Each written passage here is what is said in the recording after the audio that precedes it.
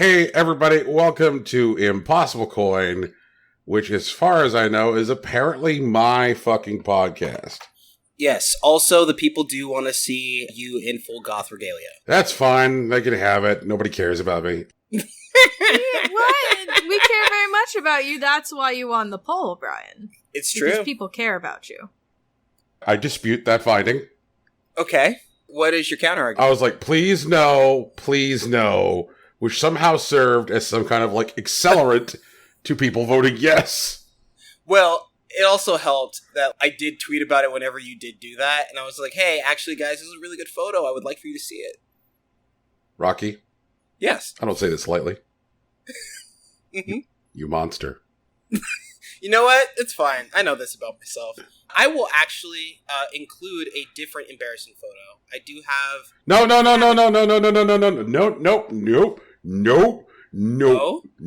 That's not what the people want. That's not what the people crave. You don't know that. We haven't heard what Rocky's embarrassing offering is. Yeah, you didn't even ask. I could want that. You never know. What's the embarrassing opportunity? I want to hear it. I have an old photo of a Justin Bieber cosplay. Yeah, it happened like about a decade ago.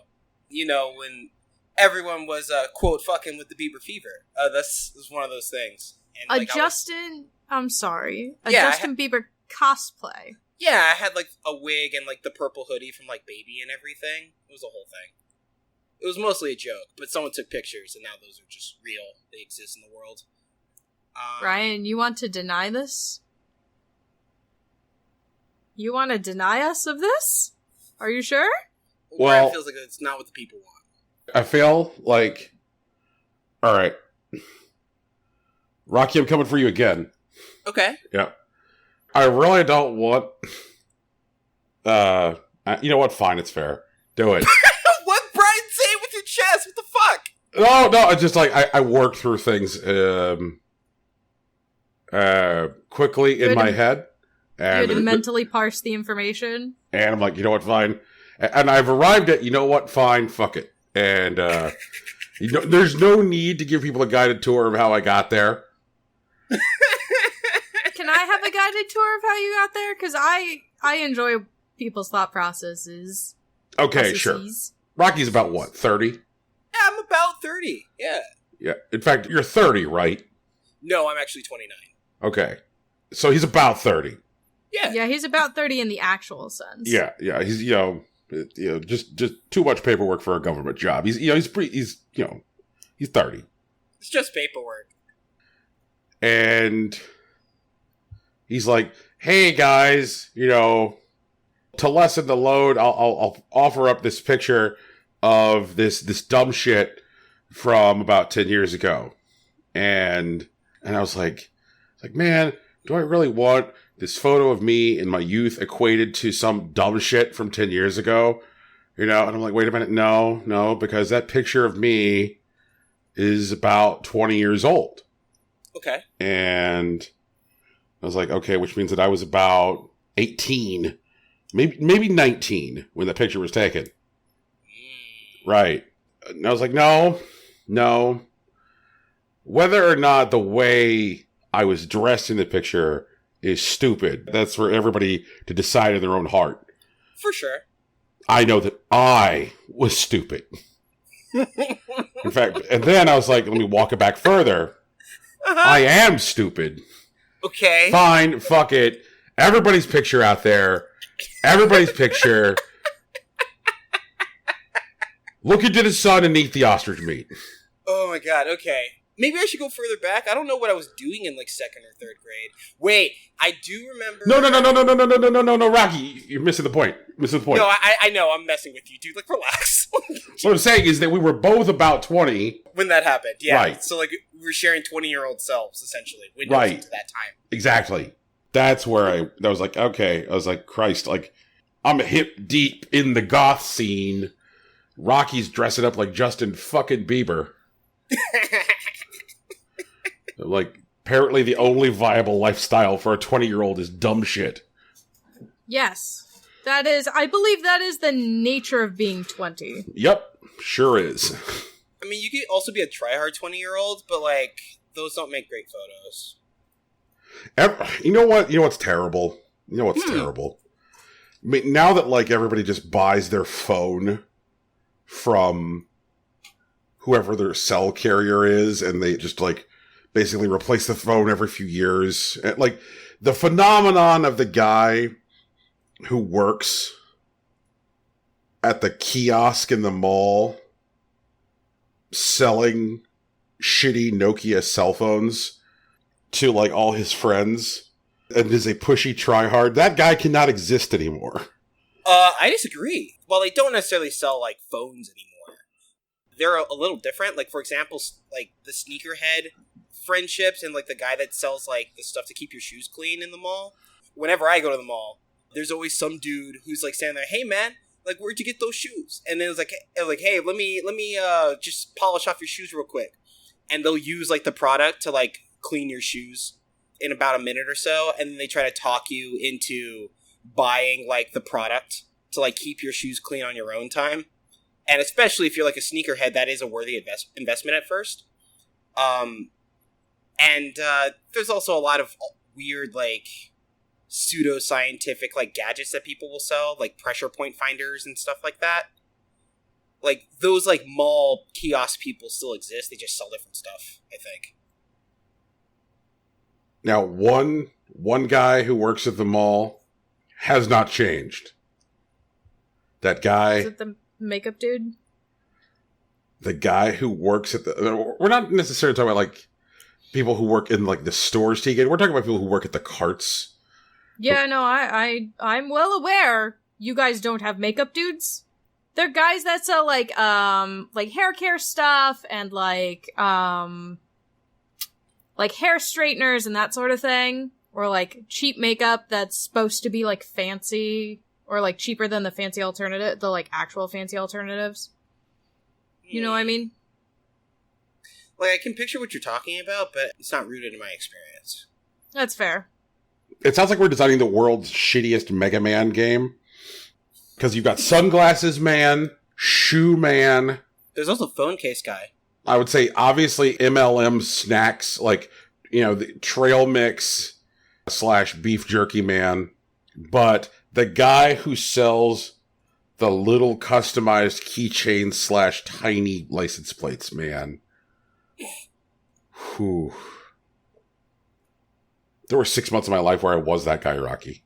That's rough, buddy. Yeah. That is rough, buddy. I wasn't even the guy who owned the cart. Honestly, like, that's still a scam. Like, there's no way. I don't feel like that's actually better. I was Little Keychain Man, and I wasn't even the guy who owned the cart. There was a guy who came by the Babbages all the time, and he played a lot of King of Fighters, a lot of X-Men Children of the Atoms, and a lot of Puzzle Fighter. For sure. And, like, he would come by the store, and when we would fire shit up, and we, you know, and we would play with him. His name was James. And James owned a Mustang and a leather jacket. He owned the keychain kiosk. And he did not want to work Saturdays. And so he was trying to find someone to work Saturdays at the kiosk. And so I was like, I will work Saturdays. And so I sat in the kiosk from 9:30 a.m.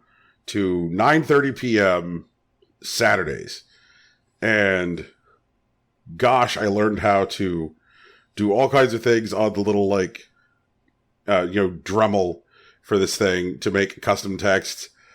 And gosh, can I make it make images? Can I make it make images? And I discovered you could make it make images, which meant that it took about 10 seconds beyond that revelation to figure out how to make the little mini license plate, which had a cock and balls on it. Classic. Yes, because that is the truth of 20-year-old men. You give them the technology, they'll give you a cock and balls. Why is that the universal male experience? Rocky, why does that happen? Why are y'all so obsessed? With the peen. Because it is the seat of our power and the seat of our failures. I mean, I guess it is a seat. Probably an uncomfortable one. Yeah. Don't sit on your balls, everybody. Do it. Tell me how it is. No. Sounds like a bad time, Teeks. Just saying. Oh, no. Sitting on your balls is the worst time. Did you know that it only takes, 6 pounds of pressure to crush a testicle? It's a lot worse if you just sit on it. That's what I'm saying. You're Rocky Hardy. You're Tegan Somerset. This is Impossible Coin. Jesus It's true. Christ. That's what's going on. We usually talk about video games. Yeah. And this week, apparently, we talk about sitting on your balls and guys who sell you shit to polish your door in Bockers. It's been a fucking week, y'all. Yeah, I'll say that. Oh, man. So, I guess, we've got I guess we'll get to them when we get to them. But there were I guess 3 video game presentations this week of note. My count is 2. I'm going to add a bullet point. Okay. There we go. Okay, if we're counting except for individual games, that number goes up. Well, I mean, we had the Animal Crossing announcement, and there was a different presentation for a game. Why am I spacing on it? If you're talking about Crash Bandicoot 4, it showed up in the at the beginning of the Day of the Devs presentation. Yeah, but it wasn't Day of the Devs, specifically. Right. That was, but it was... So, Day of the Devs was part of the Summer Games Expo presented by Jeff Keighley. And so, it was one continuous stream. It was here's Jeff Keighley, here's some fucking guys noodling about on a shitty, a guitar for 10 minutes, and then here comes Crash Bandicoot, and then a countdown thing afterwards, and then happened Day of the Devs. So it was literally all one continuous stream. Right. Yeah. With just Jeff Keighley bookending it at both ends. Man, good for Jeff Keighley. I feel like Jeff Keighley would have been... Do you ever get a sense that somebody's plans didn't change in a big way because of the coronavirus? I really get the feeling that Jeff Keighley was going to effectively replace E3 anyway. Because he, loudly divorced himself from E3 before the coronavirus. I mean, that's true. I'm not going to say that his plans didn't change. It's just more this is the way E3 should do this. And E3 was probably going to happen. And now that he's doing, the Summer Game Fest, it's mostly because of Corona. But I don't think he was going to do it if E3 happened. It wouldn't be the same. When he loudly divorced himself from E3, he said he was planning something which was going to be online and more interactive and give more games an opportunity to be shown. That was what he said at the time. Right. Now, whether or not stuff like Activision throwing in for an opportunity to show Crash Bandicoot 4 is another matter entirely. I am sure that there are certain publishers who probably hitched their wagon to the Jeff Keighley thing, who otherwise would have looked for a chance to be on somebody's stage. Mm-hmm. But I think that for the experience of people at home, it tastes like E3, because nobody, my E3 does not include standing on a show floor. Your E3 doesn't include standing on a show floor. So, from our perspective, it still feels like we're getting E3. No, it doesn't. Oh, Tegan. I will counter and say no, it does not, because everything is at a weird time. Nothing's in the same week. I don't know when anything's The only reason I know stuff is going on is because, Brian, you keep saying, hey, did you guys watch this show? And I'm like, no, I did not. That's the only reason I know anything is going on. I can't keep track of shit. E3 was 6 concise days where all the stuff happens and all the news happens. And this is sometimes it's this week and sometimes it's that week and sometimes it's not actually going on when you think it's going on. Whoops. I feel like I haven't gotten anything and nothing's very exciting. Tegan? We've had some good announcements and stuff, and there's been fun to be had, but I don't feel like there's any hype. Tegan? Yeah. I'm about to dunk on you. Yeah, I know you are. You probably even know how I'm going to dunk on you. Just do the dunk. Yeah, I don't want to say I know how you're going to dunk on me, but I recognize when I should be dunked on, so. All this is Tegan's "Where's my Nintendo Direct" feeling. No, I mean, well, yeah, I'm not gonna a little bit. I'm not going to take that, though. It'd be nice to know, like, when it was coming, but also, everything is at a weird time in a weird area that, like, I haven't been expecting anything, and stuff's happening, and I don't know what happened.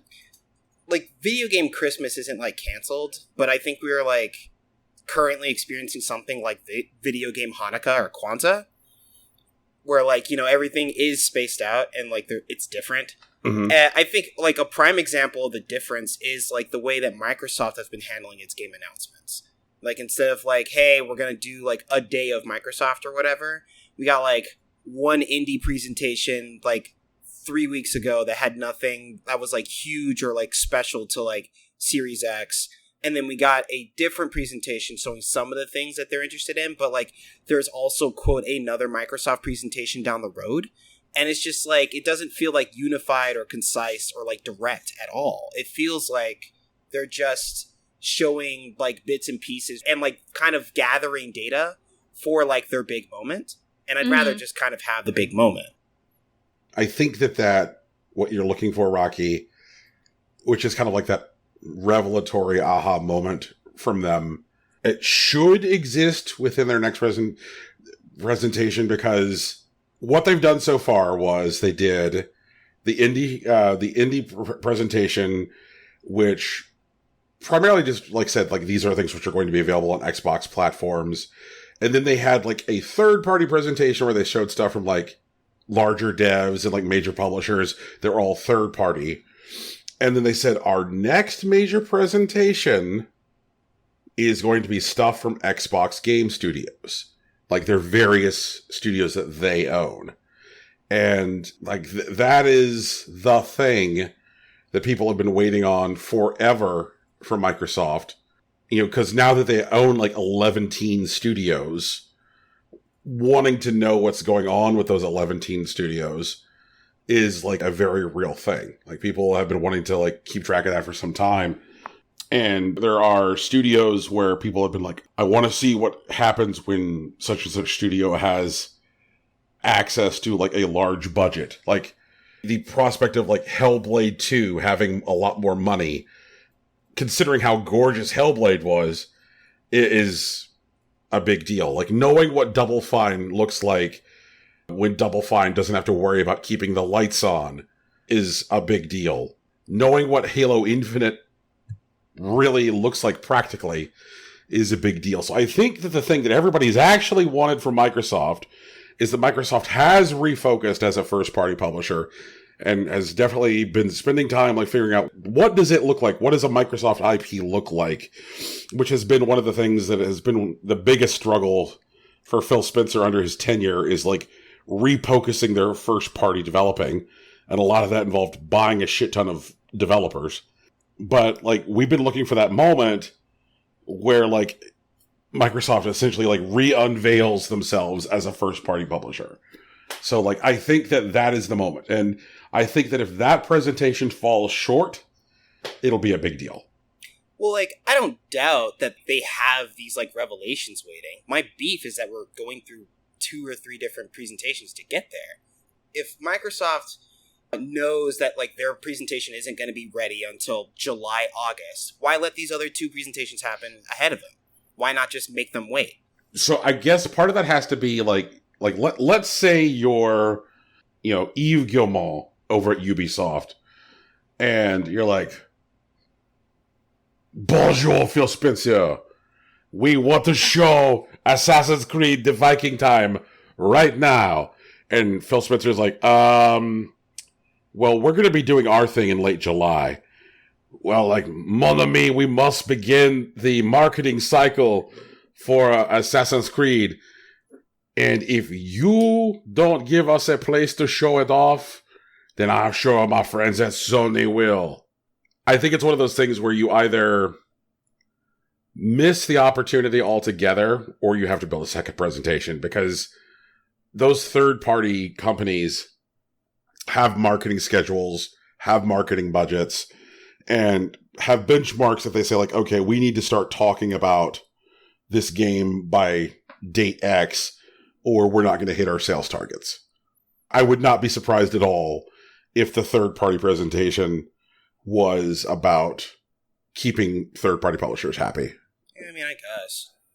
That doesn't mean I still don't think it was a mistake, Rocky. I'm just saying, like, this is what I think the logic was going into it. Right. Especially since some of the games that were included in that third-party presentation were, as I said, optimized for Xbox Series X, meaning that is designed as the lead platform. Meaning that, like, it's going to look best in an Xbox presentation regardless. So why not just, like, lean back and, trust some of Phil Spencer's judgment? The thing that I think that Microsoft needs to announce sooner than later is that, like, we keep on getting all these leaks about the cheaper box. They've said Xbox Series X over and over again, but that has been the only one of the new family of consoles that they have officially confirmed. But, like, yet another family of developer documents got leaked. Things that say, like, okay, like, here's what to do with your Microsoft Xbox dev kits. And this one got leaked, confirmed yet another physical box. And this physical box is the less powerful box. And, like, they need to get out there and confirm it. They really do. I mean, why? Like, price points aren't going to come up. They're playing chicken with Sony. Like, what's the point of announcing the cheaper box right now? Also, nobody's given us pre-order dates for anything, so... And it's hilarious because nobody's giving us pre-order dates because everybody's playing chicken with everybody. Right. But, like, this is a game that Sony is going to lose because the only difference between the two models of PlayStation 5 is the disk drive. One has a disk drive, one doesn't have a disk drive. The one that doesn't have the disk drive still has the same chipset, still has the same amount of memory, still has the same hard drive in it. It just doesn't have a disk drive. And, like, removing the disk drive is not going to save them so much money that they can, like, compete at a price point with, like, Xbox weaker box. Do we know that? Because, I mean, like, the disk drive is probably one of the most, like, expensive components that goes into the box anyways. Like, it's going to save, like, what, $80? Like, at the consumer level, probably? Right. And so, like, right now the current estimates are that the PS5 with a disk drive is probably going to land around $600. Mm-hmm. And the one without the drive is going to probably land around $500. And, it looks like the Xbox Series X is going to land around $500. And the weaker box, based on its specs, because, yes, we have the fucking specs of the weaker Xbox, is going to land somewhere between $300 to $350. I mean, big if true. But, like, I can't really say anything else about it. Ugh, man. Quit playing fucking chicken. They're gonna play chicken, Brian. Yeah, they're gonna play chicken. Ugh, man. If that is true, if I were at Microsoft, I probably wouldn't be confident enough that that would be my auto-win condition. And I'm not entirely sure why I feel that way at the moment, but I know it to be true. I think Xbox Smart Delivery is the auto-win condition. I think it's a killer app. I certainly do. I think that, like, you just buy the video game and then you stick the disc in and it just starts pulling the correct textures and the correct version of it based on your platform is a thing that will make people more amenable to the idea of buying an Xbox because, like, oh, well, whenever I have the money for the Xbox, I can just bring my games with me. And Sony hasn't really announced an analog to that. So, like, we will see. But, this is, what? We have got shit to do. We have an agenda today, guys. Yeah. It's wild. Rocky. Mm-hmm. Walk us through your stuff. Sure. I've been playing a lot of video games, A lot of people have. I've been working my way through the Apex Legends Lost Treasures event, which is like new skins and a new game mode. The game mode, I'm very fucking happy with. As people know, Apex Legends is a battle royale. You drop in with no gear, and you land on the ground, and your first goal is to run around and pick up a gun. If you end up in a situation, which is very common in battle royales, where you land near another person, and they pick up a gun, where they have a gun and you don't, most of the time you'll lose. I've seen people turn those around, and I've even done it a couple times myself, but it's not reliable. They have a gun, you don't. They have an immediate competitive advantage. The special game mode in Lost Treasures is a game mode that's shotguns and snipers, so like those are the only things that are on the map, and you drop in with a Evo shield. And normally in the game, you start with no shield at all, so you have 100 HP, and you can punch and kick, but that's about it. In this game mode, you land in with an Evo shield, which starts out giving you like 25 shield, but it has like damage numbers that if you deal damage progressively, your shield gets stronger. So you can keep that shield for like the rest of the game, aka you don't really have to spend time looking for a shield when you land. And you land with a gun, a like hilariously like shitty gun by like internet standards, the Mozambique, which is like a 3-point shotgun.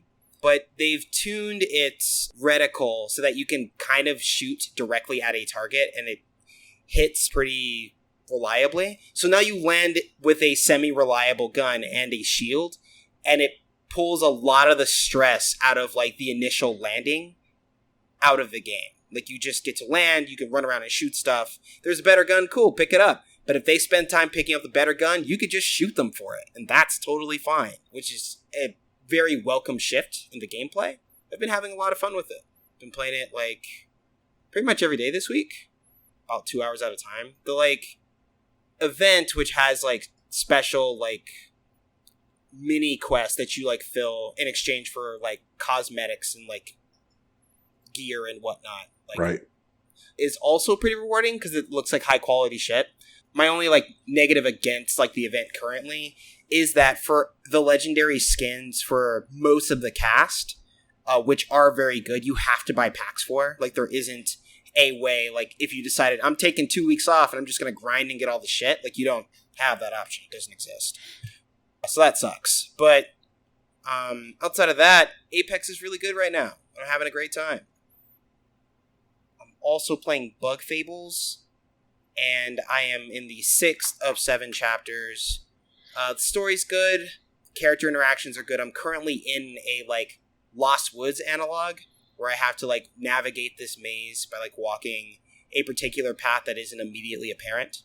And that's been interesting. I stumbled into some secret areas in this Lost Woods thing that was fun to find. It's like a side quest that's I had to look up, but it has something later.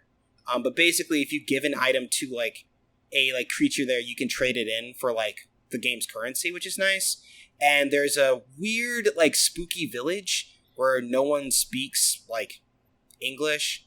And there is a, quote, false king there that's, like, an incredible, like, optional boss that I got pretty frustrated with over the past week. But I've been having a good time. And I've played the Pokemon DLC, the Isle of Armor, which is really open, but also kind of short in terms of, like, directed content. Like the story thing revolves around a dojo, a like aspiring gym leader, and a new like Pokemon Kung Fu. And you get like an option on like how to like quote evolve it. Like it has 2 like forms in terms of the Pokemon nomenclature. Like they evolve into the same named Pokemon, but depending on what you do, it could have a different typing and a different like special move.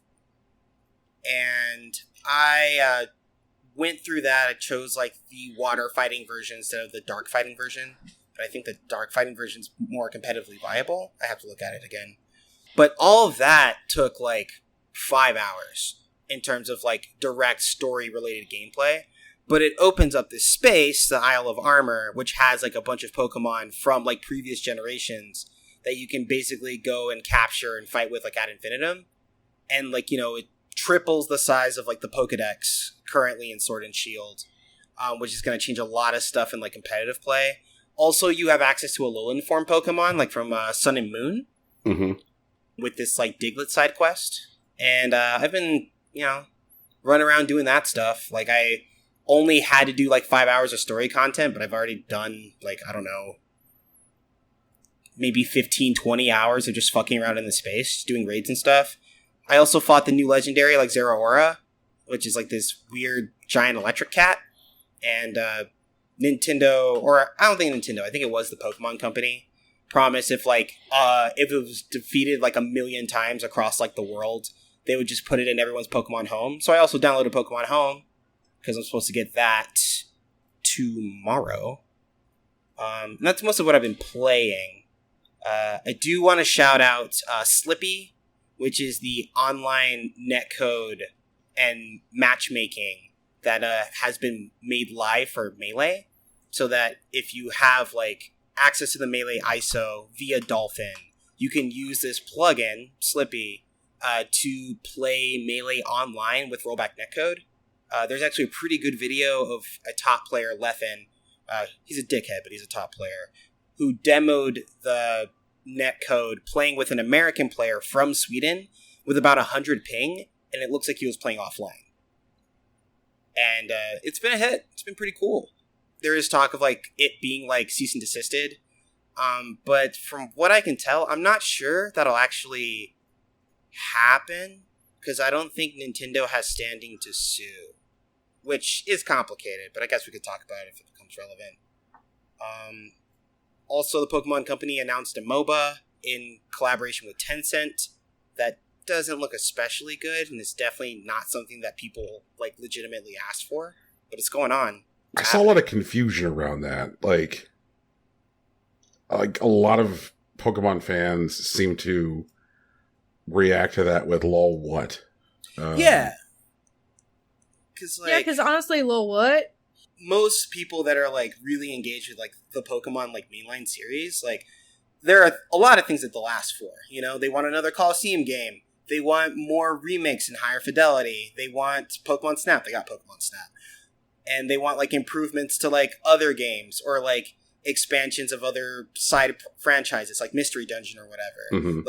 Even if Pokemon wanted to do something new, which isn't an inherently bad thing, there wasn't a meaningful, maybe even significant sentiment of the fan base. I was like, I wonder when I'm going to get to play Pokemon League of Legends. It's just not a thought that came up often enough to matter. I saw some as jokes. There were some people tweeting about it as a joke the day before the announcement, and then it came out, and there was oh fuck, I was just kidding. So, I don't know. People weren't really looking forward to a Pokemon MOBA, and it may be a good video game, although the phrasing that they used in the announcement video, right, specifically free to start, makes my skin crawl, and it should make yours too. But it might be a good video game, but who knows? So they I guess went from announcement to release on this other Pokemon thing. This what is it? Let's say shit. A Pokemon Cafe Mix. Sure. I downloaded it. Anybody else here download it? I didn't download it. I have not. Okay. But a lot of my friends have, and they're really enjoying it. Yeah. Also, someone's already made the pancakes as real pancakes that you can actually make. Oh, hell yeah. They're very cute. They look delicious. So, there's good and there's bad. Overall, it is really cute. The art style is really winning. It's got a great art style. Mm-hmm. And it is fun, as your menu expands in the cafe, knowing, okay, I want to use different kinds of mechanics to make different kinds of things. And, knowing that your various Pokemon have different expertises. Charmander is good at making drinks, not baked goods or snacks. So, get out your Charmander to make drinks. Mm-hmm. Why? Who knows? Tegan? Why is Charmander good at drinks? Tegan? Yeah? Charmander have an alcohol problem? No, not Is that the problem? He makes tea and coffee and stuff. Oh, hot drinks. Okay, that's good. That makes sense. How does that make any more fucking sense than... Alright. Just drinks hot. in general. Also, because, drinks in general would probably be, really dangerous for, Charmander to handle, considering, their tail, if it goes out, they die. That's in the Pokedex. That's in the Pokedex and in the show. That's like double canon. Right. So like it would be like really the first thought would be that it'd be really dangerous for them to handle drinks at all. But I guess where I was going was the game does eventually reach a point where it's like, oh, by the way, here's the part where the, like, exactly as you expect them, shitty free-to-play hooks come out. Right. And it's kind of frustrating. There was some indication this week that Nintendo is backing away from mobile. Right. And, like, I don't think Nintendo ever really just offered people what they wanted to buy from Nintendo on mobile. Sure. And because in a world where the shittiest and most predatory of mobile games make so much money that they can afford to buy the most expensive ad spots during the second quarter of the Super Bowl and have ads where multiple board celebrities are shown playing their boring game, Nintendo is never going to compete in that space. They are never going to, like, have Bubblegum Crush Metroid Saga. You know, like, it's just not going to happen. Well, I mean, Dr. Mario's still a thing. But, like, their income from Dr. Mario, like, it just wasn't there. Because, like, in a world where there's so many other games which are of that type which are so successful, they just don't have the marketing budget to, like, break through. Especially since, like, those games are not especially good at getting you hooked before they demand money. They're just like, all right, this is where we demand money, right? Like, that's what we do. And like, oh, you're not addicted yet? Instead, you're just irritated and uninstall the game? Like, oh, shit. I definitely haven't gotten there yet with, like, Pokemon Cafe Mix, where, like, a lot of the times, like, I'll encounter, like, an outcome which is, like, very obviously, like, the part where I'm supposed to get frustrated and spend money, and I'll just, like, close the app and do something else. But I'm like, man, if they had just designed this thing without mobile hooks and just, like, charged me money for it up front, I would be so much happier. And I would have spent a lot more time playing it this week because, like, I don't like getting to situations where it's, like, very obviously, like, okay, you're not losing right now because you don't know how to play the game. You're losing right now because we're pushing you into a loss artificially and then opening the store. And I'm sure you guys have encountered this in, like, mobile games where, like, it's not just like a flat wall you hit where, like, if I close it and I open it, I'll still be at that flat wall.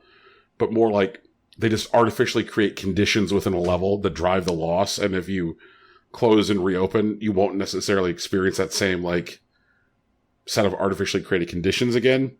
Yeah, man, we talked about it in Dr. Mario. Yep. And it's like, yeah, it's that. It's just like, all right, I reopened it and now I can beat the level. Okay.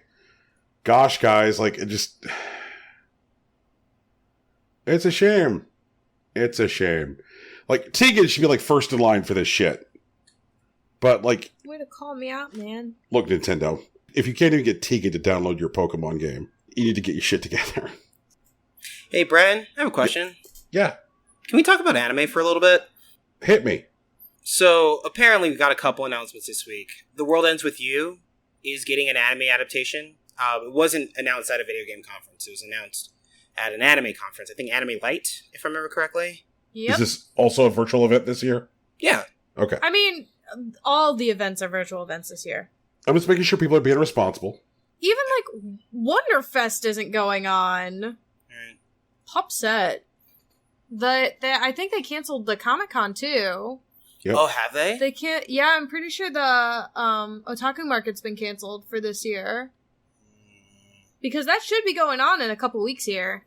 Jeez. But yeah, The World Ends With You is getting an anime adaptation. We don't know when it's coming. We don't know who's doing it. We just kind of know what's happening. We did get a bit more details about anime at a video game conference. CD Projekt Red announced that there will be a Cyberpunk 2077 anime, and it's going to be done by Trigger, which, you know, Trigger has turned in an astounding body of work over the years. However, their last project, Dolly and the Franks, didn't end well, is what I'll say. I mean, I think that's not Studio Trigger's fault. I think that's just the fault of that story. It was bad. I mean, yeah. And I think one of the things that may strengthen that is that, like, Darling in the Franxx wasn't quite an original story. Like, it very nearly, like, parodied a novel that already exists. Mm-hmm. And they just decided to, like, portray that on screen during the second act, and it just wasn't good anime. Yeah. But, you know, like... It was weird anime. And anime's weird. It's just like, oh man, it just didn't hit the way it was supposed to. That's all it really was. But hopefully Cyberpunk 2077 anime is good. Yeah, that's all my stuff. Tegan. Yeah.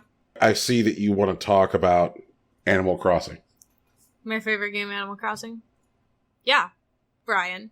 Yep. What do you think about them introducing swimming again? I'm with it. We're gonna get to swim.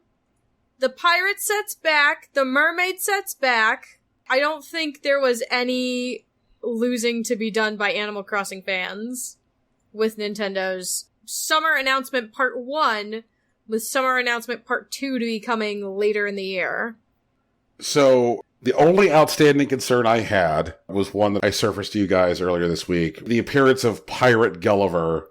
Will he always be in pirate mode for a period of time? If you're rolling Gulliver on your RNG table, does that mean that you have a chance of, like, rolling Pirate Gulliver or rolling International Travel Gulliver? Are there other iterations of Gulliver that are heretofore unannounced, meaning that, like, in truth, International Travel Gulliver is intended to only be springtime Gulliver, and by the time we're done with a year, there'll be, like, 4 different iterations, meaning that, like, we have to wait for spring to roll around to get the international themed items set. Because if you're, I don't know, a truly fat man who lives in Arizona and lives inside of his own sadness, and you just decided to build a mini golf course on your island using international themed items to make the hazards in your mini golf course, this does throw a wrench in your plans. I mean, only temporarily. We don't know that, Tegan. I mean, even then, there's still Nukkazon. Yeah, and based on, like, previous iterations of Gulliver, it's likely that this is just going to be a temporary summer theme. So you don't think that there will be a autumnal or winter theme for him? No, I do not. I think this is just a special summer-themed Gulliver for the Switch. Also, if there were, I guess, like, an autumn, like, Gulliver, wouldn't it been, like, present in, like, the southern hemisphere, like, when we started? Unless they hadn't released it yet? Yeah. Because, like, there are events that are going to be happening that they haven't released, like, info on yet. Because they're doing, like, a continual update for it. I mean, right. So, I mean, part of the thing is, Rocky, is that there is stuff which is in the game, which they just haven't talked about yet. That's one thing. And then there's stuff which is literally not in the game that they are pushing as part of an update to the game. Meaning that, like, if you data mine the game, you wouldn't have seen it, yeah. Right. So, this summer update has one of each category. There's no evidence of Pirate Gulliver anywhere in the game's data. Right. The data miners had nothing on him. Now, swimming, the data miners knew was coming. Right. There has been evidence in the game's code since launch that swimming was coming. So, it looks like all the update is doing as far as, like, the swimming stuff is just, like, pushing a thing that turns swimming on. Like, the actual, like, inventory, the item types, like, there had been people who had, like, tricked their Critterpedia into, like, showing, you know, like, all of the types in the Critterpedia. I'm like, oh, okay, so, like, this is how many things that we're going to have to look for, you know, under the sea. And, like, there is, like, existing, there is villager dialogue, you know, like, there is random villager dialogue that has to do with swimming, which people have encountered because the villager dialogue already exists. And for some reason, Nintendo saw fit to not turn off the random possibility of swimming dialogue, which you would sometimes encounter if you talked to villagers on beaches. Villagers would talk about enjoying diving and the things that they could catch while diving. But, like, Pirate Gulliver was, like, nowhere in the data at all. You know, it's kind of like back to the spring update, where they're like, hey, everybody, Leaf and Crazy Red. Right, but... Like, data existed within the game related to Crazy Red, Like, if you went and you data mined, you could see the list of paintings, you could see the list of sculptures, but Leaf and his little, like, plant cart was not in the game. It's interesting to me, like, what things they chose to, like, stick in the game data and what stuff was kept out of the game data altogether. It certainly is interesting. I think it does, like, point to a possibility that the game might have, like, ongoing support for, like, quite some time, like, longer than a year. Well, they said that initially, right? Didn't they say they had, like, 3 years of planned events for, like, the game? They did. And I guess as long as it continues to, like, sell well and stay in the public zeitgeist, like, hopefully they'll keep on doing it. I have a funny feeling I know what is in that second summer update, and I want it. Do you think it's fireworks? I don't. August is like Bonfest time for Japan, so it would not surprise me if we had like summer festival time. With fireworks and sparklers and like that sort of thing. Kind of like New Leaf. I think that is one of the two things coming in the summer. What do you think the other thing is? Brewster. I don't think Brewster's going to show up till the fall. Yeah, I could see him being like a September update. People are already getting Brewster dialogue. Because like one of the pushed updates, like one of the ones that was just like a balance update that like fixed a little thing. I think it was the update which like made, put the Zorks on like, rolling back your clock a few hours for turnip prices. I think it was that update that made people start getting the Brewster dialogue. Hell, I even got a piece of Brewster dialogue one day just rolling through my village. I do not know what the Brewster dialogue is, so... Okay, so, like, you will have villagers who will talk about how they stopped by the coffee shop. I do not. Yeah, me neither. Yeah, it's not like it happens all the goddamn time, but, like, you will have a villager who's like, I stopped by the coffee shop and I got my favorite cup of coffee, like that kind of thing. Or like, I said hi to Brewster, and I had one where like a villager said that they stopped by the coffee shop and said hi to Brewster. It was like, God damn it, just give me this fucking bird. I am ready.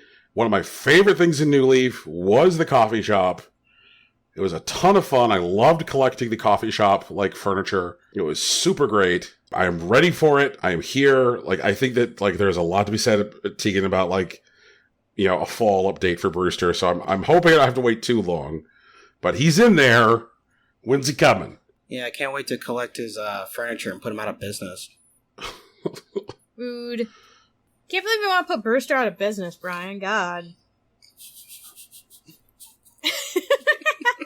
You guys suck. I'm honestly thrilled that, like, my shop offerings for the Able Sisters have actually changed.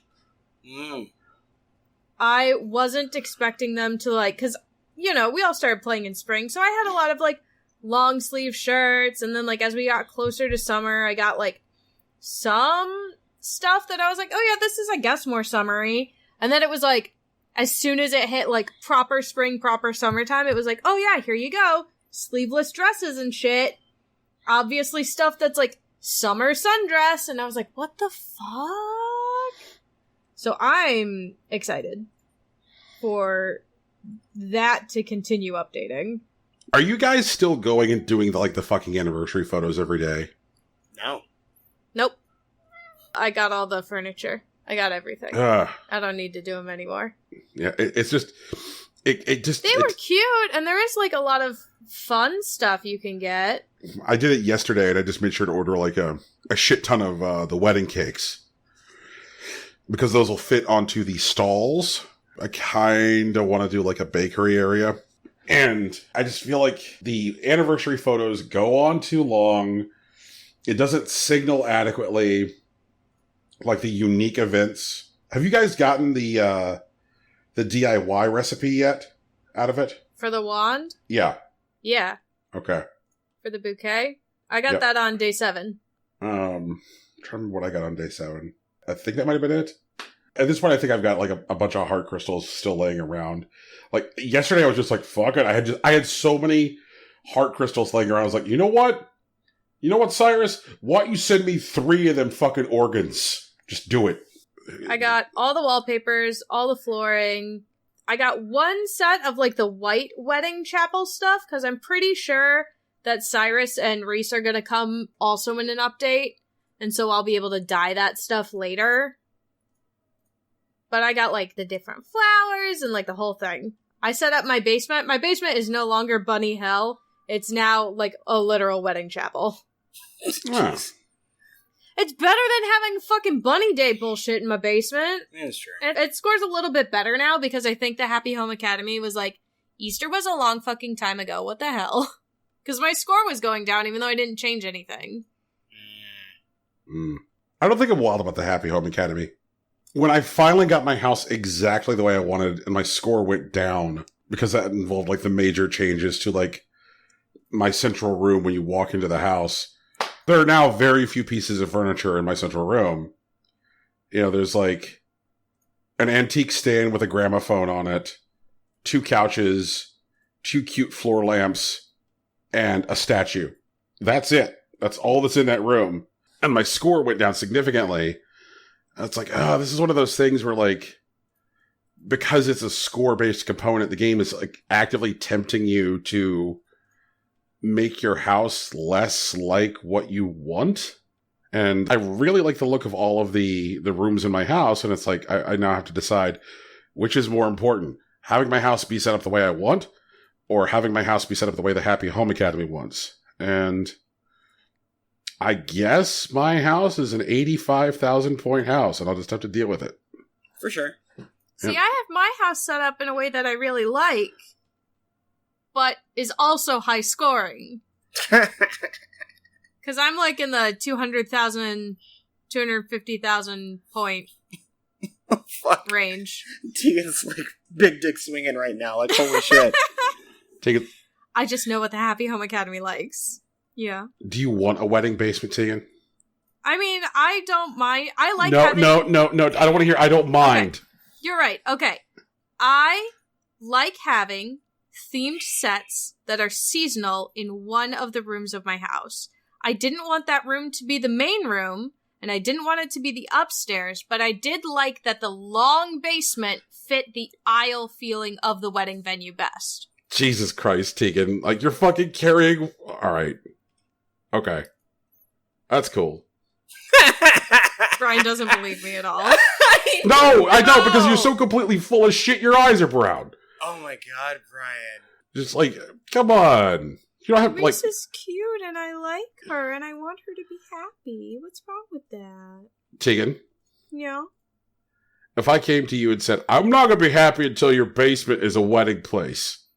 Okay, I'll make it a wedding place. I'm also, like, planning a wedding. That's a thing that I was actively doing before quarantine shut everything down, so, like, the wedding thing has been fun for me. Excuse me 1 second, I have to yeet myself off the earth. Brian, I think you're, like, creating a fight that doesn't need to be here. Like, I just don't know what's happening right now. There's no fight. Okay. There's no fight. I'll fight him! Brian's just mad I got a cute wedding house and I'm kicking his ass in the Happy Home Academy. That's fine. Wait. Tegan, it says you read 2 books this week? I did. I'm reading the Percy Jackson series. I've never read it before anybody, like, tries to get on my dick about it. Because they announced towards the beginning of quarantine that there's gonna be, like, a live-action series on Disney Plus. Mm-hmm. So, and a lot of my friends, all my cosplay friends are younger, okay? They're all, like, 18 to 26. And so they're all like, oh yeah, Percy Jackson was the book that, like, I grew up with, and they're really good, and I'm really excited. And, like, I want to be excited with them. So I read the first 2 books this week, and I'm, like, a third of the way through book 3. Whoops. Well, I mean, like, are they worth the trouble? Like, are they... I mean, they're easy. They're easy readers because they're, like, they're not young adult, they're, like, kids' books, technically. Okay. So they're in, like, the children's section of your bookstore. Well, like... There's a lot of interesting, basically just retelling, like, traditional Greek myths, more or less. Like, they fight a Minotaur and stuff, you know, the usual bullshit. But they do some things that are really interesting. Like, there's good representation, surprise, amid, like, J.K. Rowling calling it being a fucking turf. There's strong, like, character development. There's good, like, overall representation, which is nice. And one of the things that Rick Riordan did was dyslexia is a sign of being a demigod, because, quote unquote, your brain is hardwired to read ancient Greek, and, like, modern English does not look like ancient Greek, so it flips everything around. And ADD, like ADD and ADHD, are considered a positive for demigods because it's their battle sense. So, like, you're able to process everything going on the battlefield quicker so that you survive, which is neat. That's really neat. Ideas. Yeah. It's very interesting, but also, like, as part of how, like, ADD brains work is they're generally, like, trying to process everything at once because they function better with lots of stimuli. Right. So that's why, like, don't do that, Nico. Like, if you are a person who has ADD, like, you often study better with, like, a show that someone else would need to, like, actively watch in the background and, like, music, and you can talk to people and do, like, 15 other things at the same time. But if you need to sit down and focus, you have to have something in the background that's, like, slightly distracting so that your brain has enough stuff to focus on that you can focus on what you need to focus on. It's neat. It's really neat. I like it. I'm enjoying it. They're fun. Also, everybody's like 14, and I'm like, these children. Who are these children saving the world? Fuck. They're real kids. But apparently, like, one of the later series, like, the kids are, like, 20 or whatever, like, in their 20s. And I'm like, oh, okay, so, like, a lot of these kids are gonna grow up, and, like, we're gonna get to see how that changes stuff for them as they, like, grow up as demigods and heroes and stuff. Which will be neat. I'm excited. It's good. Scales. Yeah. So far, so good. I did play 2 games, though. I'm playing Merge Magic, which is like, it's one of those, like, you've seen the fucking ads for them, you know? There's, like, you click a thing, and then some stuff jumps up, and then you put 3 of the things together, and it turns into a different thing. It's that. But it's got, like, fairies and dragons and shit. At the beginning of the game, when, like, you first start off, it goes at a good clip. But, like, now I'm at the part where, like, if I want to advance at that same clip, I'd have to dump a bunch of money into the game. Yeah. So instead I just have to wait. And it's boring. Waiting is boring. Waiting is not fun. But also, my work friends and I last week, got together and we played Tabletop Simulator on our good friend Steam.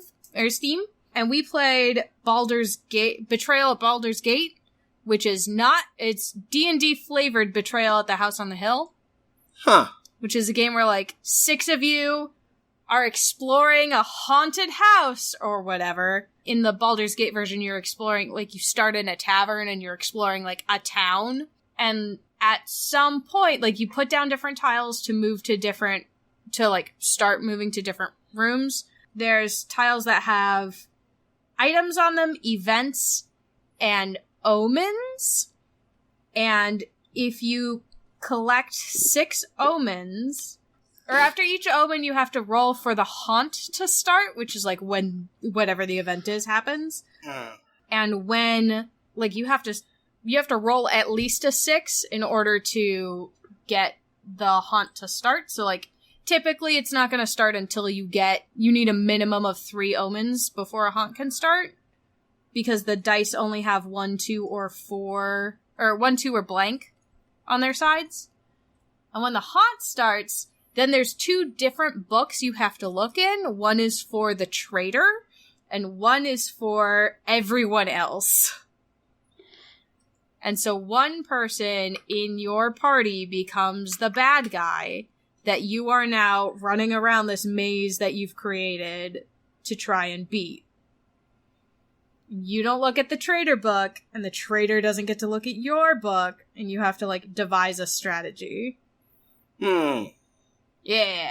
Last time we played, the, like, original game, the Betrayal, at the House on the Hill, our challenge was that the traitor had stolen all of the sound, and there was, like, an Are You Afraid of the Dark for this at one point, where there was, like, someone in the library, and it stole all the, like, sounds in the library or whatever.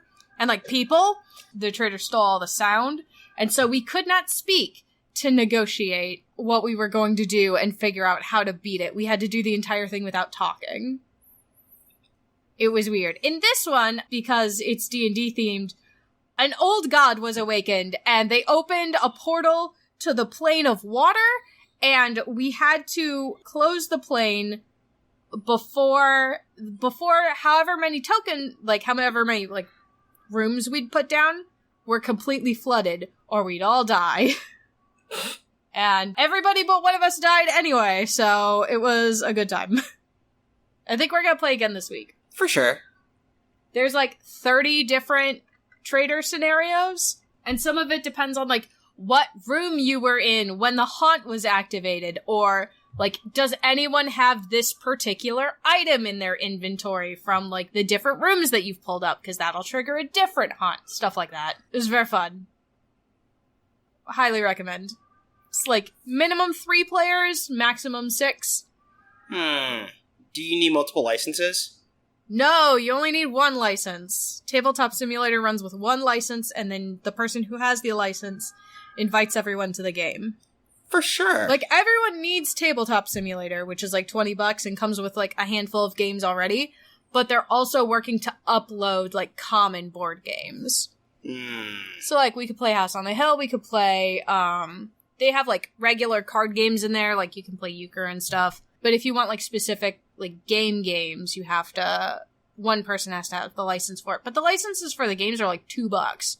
So you could spend $30 and not be able to play the board game because no one can go to anyone's house in quarantine, or one of you could spend $2 online and you could all play a board game together. So it was fun. We had a good time.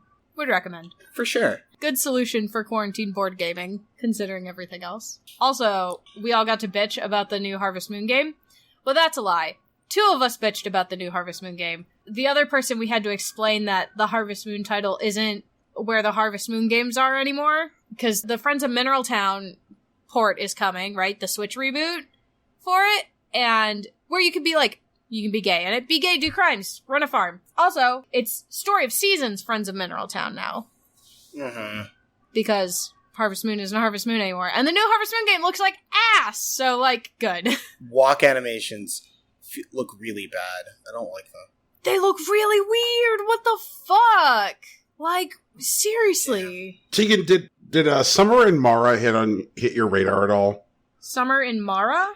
Yeah. Let me look at the art. I don't know anything about anything. Summer in... Oh! I've seen a lot of ads for Summer in Mara on, Instagram and stuff, but I haven't seen any gameplay of it specifically, so I haven't taken a look at it. Well... It looks from the screenshots I've seen, it looks a lot like the, Little Dragon Cafe art. It's got the same, similar proportions and stuff. Well, here to tell you, it's a solid skip. Is it? It is. That's too bad. It looks really cute. Yeah. That's what drew me in. I was like, oh, this looks cute. It's this little girl, and she's got a grandma that looks like a giant weird grape. Mm-hmm. And that sounds good. You're farming, and you're building a boat, and you're sailing between islands. I'm like, and so this thing was like, hey, how about a game which is Farming Wind Waker? I was like, that seems tempting. Farming Wind Waker sounds like a thing I'd like. And I kept on seeing all these videos of people building increasingly more elaborate boats. And those people must be playing a different fucking game, because everything about the way the interface in this game works is a frustrating counterintuitive nightmare where nothing is labeled, or things that are labeled incorrectly, and buttons don't do what you would expect they would do based on what the name of the button is. Weird dropped frames in animation. Just a weird, strange, clunky mess.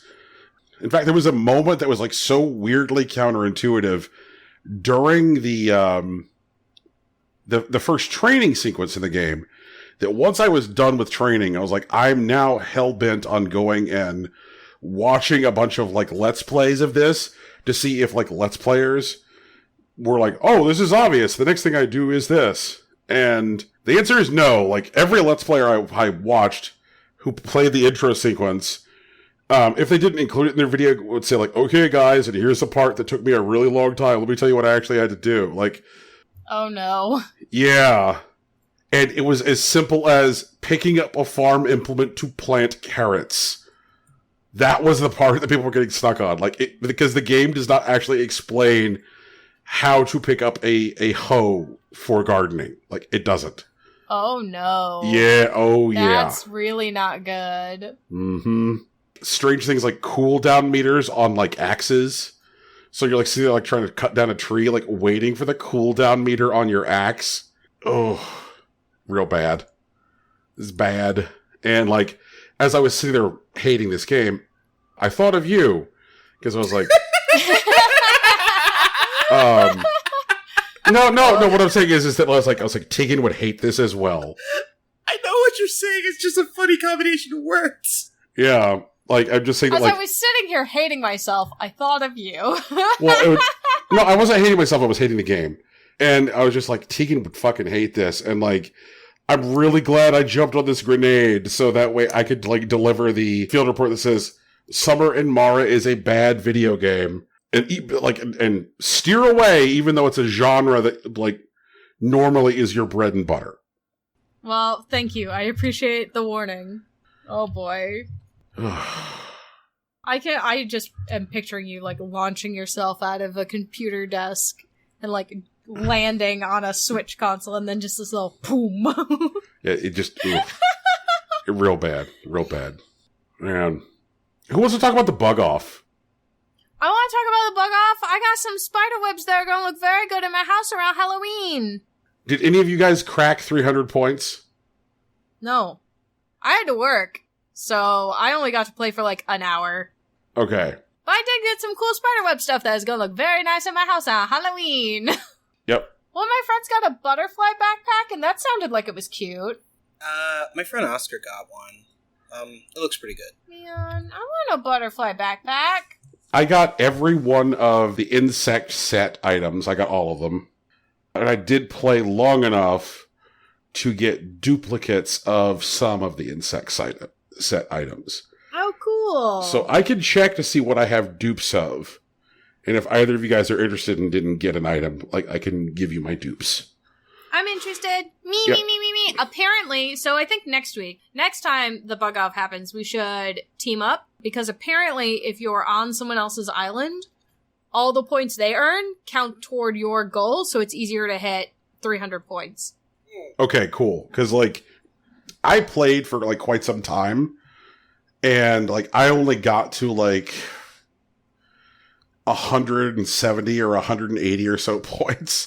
And I was just like, fuck it. Like, I was just like, I had been playing a while, everyone. Mm-hmm. You know, it's just like, oh my God. Like, you know, I'm like, I'm tired of it. I'm like, I've caught the bugs. I fucking caught them. Like, yeah, you can bug off with friends. So like one of you starts the bug off and everyone can run around and get points, get bugs. Catch bugs, do crimes. Catch bugs, do crimes. I appreciate the bug off because I think that, like, one of the things that I am not great about remembering to do is, like, catch all the bugs.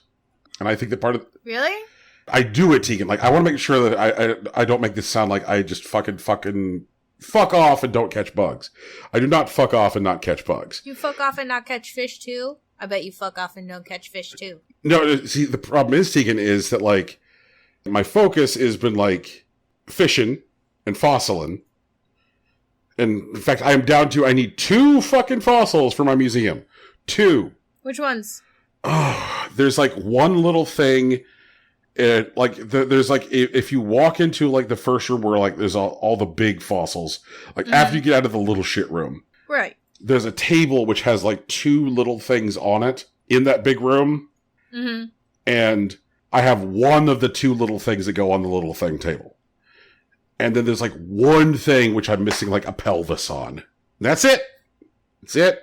That's fucking it. Like, at this point, like, every time I go in there, Blathers is like, I'm tempted, but here you go. And I'm just like, God damn. Literally every time I go in, he's tempted. So if you find out the names of those things, I'll let you know if I get one. Yeah.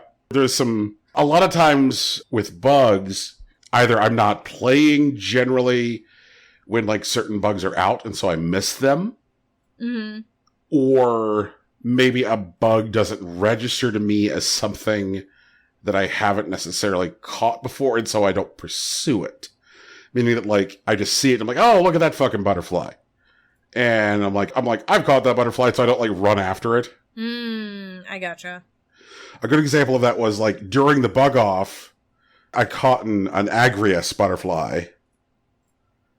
And like it had not occurred to me that I had not yet caught that. And so like during the course of the bug off, I got 3 new bugs for Blathers. I got an agrias butterfly, some other fucking butterfly, which was like a super fast butterfly. It was like blue and red.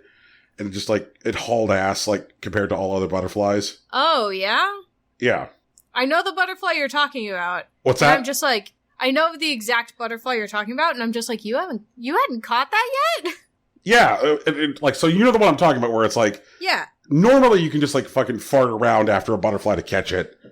But like this is one where you actually find yourself pressing the run button in order to catch up to it. And yep. I'm like, I hadn't caught one. But like, I know that it wasn't for lack of spawning. I would just see it and just assume I had caught it. And so like I got those and I got a diving beetle. And I'm like, all right, great. You know, those are 3 things for my Critterpedia now. Right now, the only thing I'm missing is a blowfish. Man. That's the only fish I'm missing right now. I know I have to spend a bunch of time like today, tomorrow, and Tuesday river fishing and cliff fishing because there's like 2 fish that leave on July 1st that I have not caught, which are like river fish. I know there's a pike leaves. I don't know what else leaves though. Let me see. The char. Oh, okay. Yep. Fair enough. Yep. So I'm gonna try and get those squared away. So like at one point, because you know, like Flick will just buy bugs as well when he's in town for the bug off. Mm-hmm. And so like my dumbass is like, all right, I'm gonna make some money. I'm like, I'm gonna go to a Nook Miles Island because it's a smaller island, which means the spawn rates are better. I'm gonna bag me a bunch of fucking bugs, and I'm gonna come back, and I'm gonna get even richer. And so I go to my Nook Miles Island, and it's raining. Ugh. Do you need some tickets? I can send you some tickets. Oh no, I'm thinking I have a shit ton of tickets in storage. Okay, good. Yeah. Saving them up for a good villager? No. Sky the Wolf, perhaps? In fact, I'm really struggling now with the whole like villager thing, guys, because like whenever a villager comes up to me and is like, I'm thinking about leaving, I'm always like, please stay. And it's just one of those like, this is always how I play this game. You know, I ask all my villagers to stay all the time. And I just don't know how to feel about that. I'm like, is that bad? Is that wrong? I mean, it's a video game, so I don't think bad and wrong really come into the conversation here. Yeah. But, you know, maybe it'd be something that would enrich your gameplay experience to meet new villagers. I do enjoy having my villagers come and go. Samson's birthday's coming up, and after that, I think I'll let him go. I still have not gotten a single villager photo. Yeah. I do want Chrissy's photo, because I have Chrissy on my island right now, and she's cute. But I want to get Francine, because Francine's fun. I mean, obviously, I know that those photos are highly sought after, and are, like, the king of trading material on Nookazon. And I'm like, is it bad to trade the photos? Is it bad? Maybe a little gross. I don't know. I think it depends. Yeah, I think it depends, honestly. Like, if you have a photo for a villager that you don't really care about, and somebody else wants that photo really badly, I don't think it's a problem. But if you're trading, like, you know, your Raymond photo for, like, big-time bells, then, like, that feels shitty. But if you're like, oh, you really like this villager? Okay, you can have their photo. Like, that seems cool. It's funny that you should specifically mention Raymond, because Raymond is one of the villagers who has the least valuable photo, because people who get Raymond work their asses off to max their friendship points with Raymond and get the Raymond photo. So, like, more people work to get the Raymond photo than, like, their other villagers. Oh my god, that's funny. They're like, oh, all these other villagers can just fucking die, but, like, I'm getting that Raymond photo. And so, like, as a result, there's, like, more Raymond photos on the market than, like, other people. Like, Bob's photo is, like, worth twice what Raymond's is. Huh. Yeah. Alright. Yeah. Sure. Weird flex, Bob, but okay. I got 2 termite mounds yesterday. Have no idea what I'm going to do with them. Put them outside near someone you don't like's house. Preferably if it's made of wood. Tegan, you want to talk about NASCAR? Yeah. What's the poop? I'm mad sad. We get NASCAR in the divorce, right? Yeah, that looks like what's happening. J.K. Rowling's a shitty turf, and NASCAR, like, was immediately like, nope, yep, Black Lives Matter, you can't fly the Confederate flag here, we're putting the gay pride flag up, fuck all y'all. Like, but, why? Why? Why? I don't want NASCAR! I don't know, I feel like NASCAR could be cool. Well, there's only so much excitement I can get from watching a bunch of people turn left. Well, I don't know. You know? There's only so much excitement. Do we get Formula One? NASCAR YouTube ends up, like, putting together videos that look like the penultimate scene from, like, Speed Racer. I could be down. Oh yeah, that'd be okay. I'd be down for that. But, like, why? It's weird. Like, it's weird. It's something if I had to try to explain to myself 10 years ago, they wouldn't believe me. That wouldn't make a lot of sense. Go back to yourself in 2019 and say NASCAR is not racist. Just tell yourself NASCAR is not racist. And we don't fuck with J.K. Rowling anymore. Yeah, we don't. What? Well, I mean, we haven't fucked with J.K. Rowling for a while, like, on and off. True. But, like, everything will be fine. Like, people will forget that J.K. Rowling is doing a thing, and then she'll come out every Pride and say something really turfy, and then everyone's like, well, that's right, I forgot we canceled J.K. Rowling again. But J.K. Rowling has so much money that she just uncancels herself. Oh, that reminds me. I feel like we should state that the official position of the Impossible Queen podcast is that Hatsune Miku is actually the one that wrote the Harry Potter series. Yes. Oh, we doing that? We doing that? Hatsune Miku also developed Minecraft. Yeah, that's true. She's really herself. busy. She used her own, like, excess programming to make Minecraft. But, like, I feel like, no, we can do the one which already exists, which is Hatsune Miku wrote Harry Potter, but I feel like for Minecraft, we need to, like, pioneer new territory and not just, like, cop existing material. Hatsune Miku made Minecraft before Hatsune Miku wrote Harry Potter. Correct. Like, Hatsune Miku created Minecraft was, like the first... Meme. Yeah, that's, like, the first response that people got when Notch was being shitty. Yeah. And now it's just like... Actually, Notch is also a turf, right? Am I mixing? Notch is also a turf. That is correct. Okay, yeah, no, that's the thing. So, like, all turf stuff just belonged to Hatsune Miku. Like, that's... Yeah, because Hatsune Miku says trans rights. Like... True. But also, like, So, like, and this is one of those things where, like, NASCAR being good in this particular instance is one of those things where it's like, NASCAR has actually been good for a while as far as, like, the positions that they take organizationally. Like, seriously, like, if I went back in time... Being loud about it. What's that? Now they're being loud about it so that people outside of the NASCAR circles know. Which is neat. And also, like, feels weird. Feels weird, but, like, good weird, you know? True. You know when you have an Altoid, and it gives you those, like, big tingles in your mouth? Right. But you're like, this is a really good mint? It's like that. Feels weird, but good. I wish I had the energy to get into NASCAR. I've been curious about it for a while. Like, NASCAR is, like, interesting from, like, a cultural perspective. Like, and there's stuff that, like, NASCAR fans do, which is interesting. Like, listen to pit radio and, like, to try and, like, get an understanding as to, like, what's going to happen in, like, a lap or two. It's like, oh, okay, so this team is planning on doing this, and this team is going to pit here, and so if this guy's pitting during this lap, then this guy's going to get a chance to pull ahead and that kind of stuff. Like, I'm like, that just sounds like a lot. Is this the part of the show where I surprise you by saying that, like, I've been watching Formula One for, like, 6 years? That is a surprise. That is something I did not know about you, Tegan Somerset. Yep. We do pancakes and Formula One races. Instead of church, instead of going to church on Sundays, we do pancakes and Formula One races on Saturdays. So Tegan, you are possibly able to give Brian an entry point that isn't overwhelming to, like... Yeah.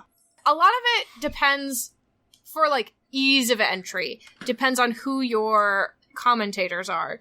Because good commentators, at the, like, earlier in a race's year, will explain more for people who are just getting in, like, oh, so they said this, which indicates these things, and now we're gonna listen to this person's radio, and it sounds like, and this is his, like, driving coach or his mechanics team, and he's radioing in about this, and we can see, based on, like, the internal cameras, like, these are the problems that they're coming up with or whatever. So, like, and they'll do a lot of, like, keeping you abreast of that sort of thing at the very beginning. And then, like, the further you get in the season, they'll just be like, the radio will come on and they'll go like, oh yeah, that's not good. And then they'll start talking instead of what they're saying, like why they're saying it, which is neat. Formula One's fun. And also, like, they go around the world, so all the races are at different times. No one is up watching the race. Like, you just record it. It's easier. But they're fun, and like, the tracks are interesting, and it doesn't matter, because the Red Bull drivers are the best drivers right now, so that's the tea. They're fun! You get to watch all these, like, really fast car manufacturers lose to Red Bull. It's cool. I don't know. The Japanese team sucks. They get into spot, like, 19 and 20 on, like, the big races, and then they just stay there the entire time. And I'm like, Japan, you should be better at this. You do technology. But I guess they don't do, like, fast. Jeez. You know? They do good, just not fast. Jeez. They're not good. They're not good. I don't know why. I don't know if it's because, like, they don't have, like, big open roads to practice on or, like, what. But they're just not great drivers. Whenever, like, a Red Bull car absolutely, like, totals it at the very beginning, then it's, like, a good race, because then you get to see everyone else try to actually beat Red Bull, because Red Bull can't race anymore. It's fun. I don't know. I like it. It's like watching Need for Speed, but live. Tegan does not represent Impossible Coin with her broad sweeping generalizations of the Japanese people. So, she represents Tegan. Okay. Okay. No, go ahead, Rocky. You have a thought. I don't think she was dunking on, like, Japan as a whole, just, like, the representation in, like, the Formula One racing scene. Yeah, they're not good drivers in the Formula One racing scene. Jesus! What? No, it was more the comments about technology that hopped out of me. They are good at technology. They're good at technology, everybody. They're just not good at racing cars. Like, they have their own, like, Japanese racetracks. Like, Good Smile's a sponsor. Hatsune Miku's on a car. She is. Hatsune Miku's a racing queen. But, like, it just doesn't translate into the Formula One world sort of thing. I don't claim to know shit about shit, you know? Fair enough. I don't know anything about technology. I don't notice frame rate differences in video game consoles. It does not bother me. But their cars aren't as good, and I don't know why. Because I don't know anything about cars. Okay, so Brian, you wanted to yell about wrestling for a bit? Oh, I wish I didn't. Okay. You like yelling about wrestling. You yell about them heel turns and stuff all the time. This is not that kind of yelling? No. Oh. No. So, alright. Even more people getting outed as, like, complete pieces of shit this past week. Mm-hmm. And that's been, like, bad, especially with, like, some of these people who are getting outed as complete pieces of shit have previously been in, like, positions of, like, significant power within the industry, or people who have, like, been held out as somebody good or somebody healthy and helpful to the industry. A good example is a guy named Mike Quackenbush. That's his shoot name, brother. That's his real name. Mike Quackenbush, who has for 20 years run a wrestling promotion called Chikara and a wrestling school called the Wrestle Factory, has for years been held out as like one of the good guys in wrestling. And like lo and behold, like, he's a sex pest and an abuser who was also knew that some of his other trainers were sex pests and abusers and was like facilitating their behavior as well. Very like, oh no, what was the name of that? Was it Penn State? Is that the school? Yeah, okay. Yeah. And like, what's worse is that like, Chikara was like such a big school that ran for such a long time that like, there certainly have been trainers that went through Chikara who weren't like this. And like, just to see those people's like heart fucking breaking this week, because basically they're finding out like the wrestling school where they learned how to wrestle, or the wrestling school where they taught wrestling for years, that there was like poison in the water there. And so seeing those people, having to like find a way to like reconcile their emotions, being like, hey, fuck Mike Quackenbush, fuck anybody who was at Chikara who knew about this but didn't say anything. But like, Mike Quackenbush has taken enough stuff from enough people.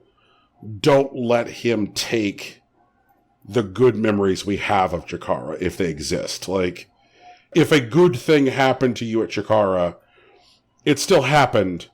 Don't let what Mike Quackenbush is ruin your memory for you. If you trained how to be a wrestler there, don't let Mike Quackenbush take it from you. And so, like, Mike Quackenbush... I'm sorry, wait, how... Mike Wackenbush or Mike... Quackenbush. Quackenbush? Like a duck? That's in a bush, yes. Okay, cool. I just wanted to make sure he had as stupid a name as I thought he did. Yes. It's like Quackenbush issued like this video statement, which like honestly reads like a wrestling promo. He's like, it's like he's doing a voice the whole bit. He's like, hey everybody, I'm not a sex rapist. And it's just like... If you have to make a video saying, I am not a sex rapist. It's definitely not a strong position to start from. That's not a good place to start. Yeah. There's started to be like some good headway being made this week. Like there's a wrestling fan who, it's so weird to say, like, there's somebody prominent in the indie fandom who is also like a practicing attorney. And she's like, I will donate my time, I will donate my like hourly rate to help wrestling promotions come up with enforceable codes of conduct. So that way, like, there could be like a common code of conduct that like exists between indie feds. That's really cool. Like, that's a thing that'll be helpful. And it seems like more women and people of color have started to like have interest in creating wrestling promotions in the US as a result of this, because the idea is that a lot of these abusers, state abusers for so long, is because nobody was like really challenging them from like a market position perspective. Like if Mike Quackenbush has a reputation as like running the best wrestling school in the Northeast, then nobody really wanted to challenge him. And so like now like people are looking to start to form new feds and form new schools. And of course, like that's made more complicated by the virus, because who really wants to like gin up a new business right now? Mm-hmm. Like who wants to spend a bunch of money to lose a bunch of money? Then like on top of all of that, WWE, which has continued to like run willy-nilly throughout the pandemic, when they started to like bring in people to stand in the audience for their shows in the pandemic, was telling the people that like, do not socially distance and you're not allowed to wear masks in the crowd. Jeez. I just want them to just like go and do what these Korean baseball stadiums have been doing, where they just put sex dolls in the audience. Like, yeah, that's way better. Jesus Christ. Oh, wow. Wow. Okay.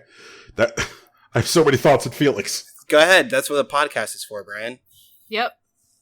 I'm just like picturing a crowd where everybody has a hard-on in a baseball game, and that's a... Oh, like there aren't people in the crowd. Like they're just sex dolls. Yeah, it's just dolls. That's what I'm saying. Like it's a... But they're dressed like people. Like right. Like there are actual photos. Like this is a real thing, Brian. Like you can Google it, I guess. Yep. So one of those things that was inevitable finally happened. You know, congrats WWE. You have been responsible for a community-transmitted cluster breakout of coronavirus.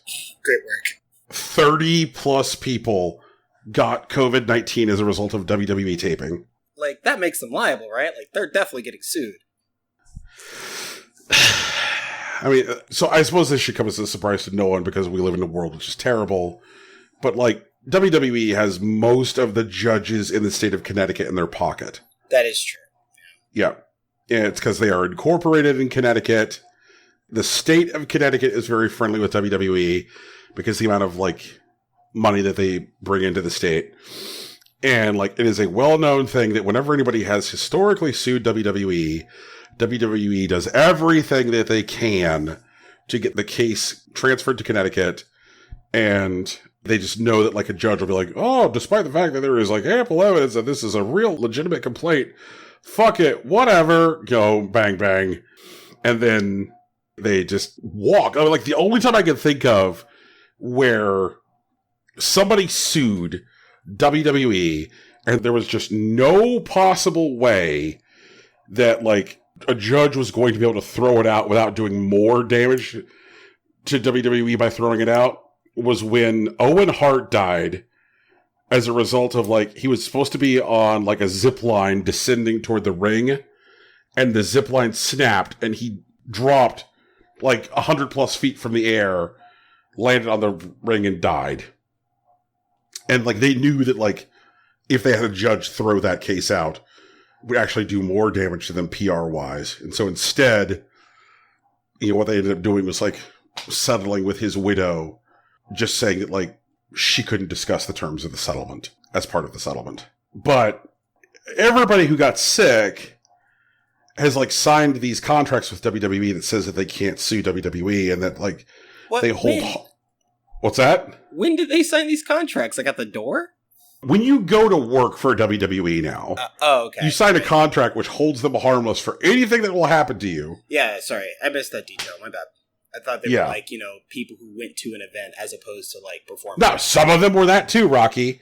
Some of them were that too. And they also signed hold harmless contracts. But, like, when did they sign those? Like, if you go to a WWE event, they have, like, an NDA at the door before you can sit down? Like, what does that mean? So, like, everything's closed door because of the Rona. And so they told some fans, you could come to our taping, but in order to come to our taping, you need to hold WWE harmless. And they had these people sign hold harmless contracts. All right. Yeah. Ugh. And now also keep in mind that, like, all of their performers are contractors who don't necessarily have health insurance. Right. And WWE has now told their performers who contracted COVID-19, if you go public with saying that you have the virus, we're not going to pay for your health care as a response to this.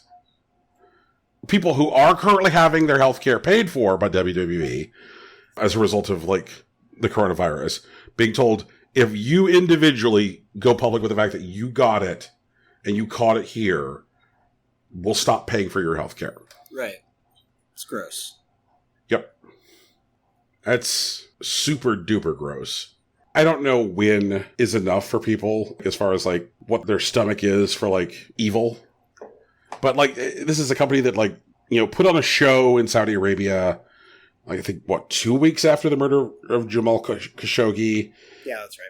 You know, is the Trump campaign's single largest individual contributor is the McMahon family. The McMahons are the largest contributors to the Trumps, period. That is a fact. That's gross. And it's like, if you want other wrestling, there is other wrestling to have, which is not necessarily like a tool for advancing fascism. Yes, there is less of it right now, because of the pandemic, but, like, that's really no excuse. Like, you shouldn't be like, well, I'm willing to, like, co-sign and support evil and fascism because there's less evil things right now, and I just want this thing right now. Like, just come the fuck on. It just, like, makes me so sad that, like, all these people are, like, getting sick and in a bad way because, like, WWE just doesn't prioritize the individual value of human life. Like, it's so fucking gross. It's so gross. I think this is like the mood space that we usually move into news with. Yeah, typically. Yup. Okay, Teeks, you want to go first? You want me to go first? Doesn't bother me none. Are we doing the spot in the middle, or are we not doing the spot? Oh, right. Brian, do the spot. Brian, do the spot where you beg them for money. Hey there, Rocky. Hey, man. Are you aware that there is a website that easily facilitates fans giving money to creators whose work they enjoy? Golly gee, Brian, that sounds really convenient. I agree. And did you know that we here at Impossible Coin have created a way for people to give us money at patreon.com/Impossible Coin Podcast? Well, that sure sounds swell. It's true. And if you sign up at patreon.com/Impossible Coin Podcast, you can get access to exciting additional content like watch-alongs, anime stuff, Disappointed in Wrestling, Tegan's Feet. That's right, that's still there. It is still there. Oh, shit. Yep. So, do it. Give us money and get more stuff. No, it's good. We've actually been putting a lot of effort into, like, building content for our Patreon subscribers. We're making Brian watch Haikyuu, and we're gonna have him talk about it.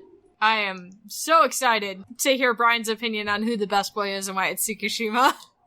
Brian's not gonna vibe with Tsukishima as much. I think he's gonna pick either Daichi or Asahi. He is gonna pick Daichi. I know he's gonna pick Daichi. You're right. Yeah. Brian, who's your best boy and why is it Daichi? We'll find out in our Haikyuu episode of Impossible Coin Anime Podcast, which is coming eventually. Eventually.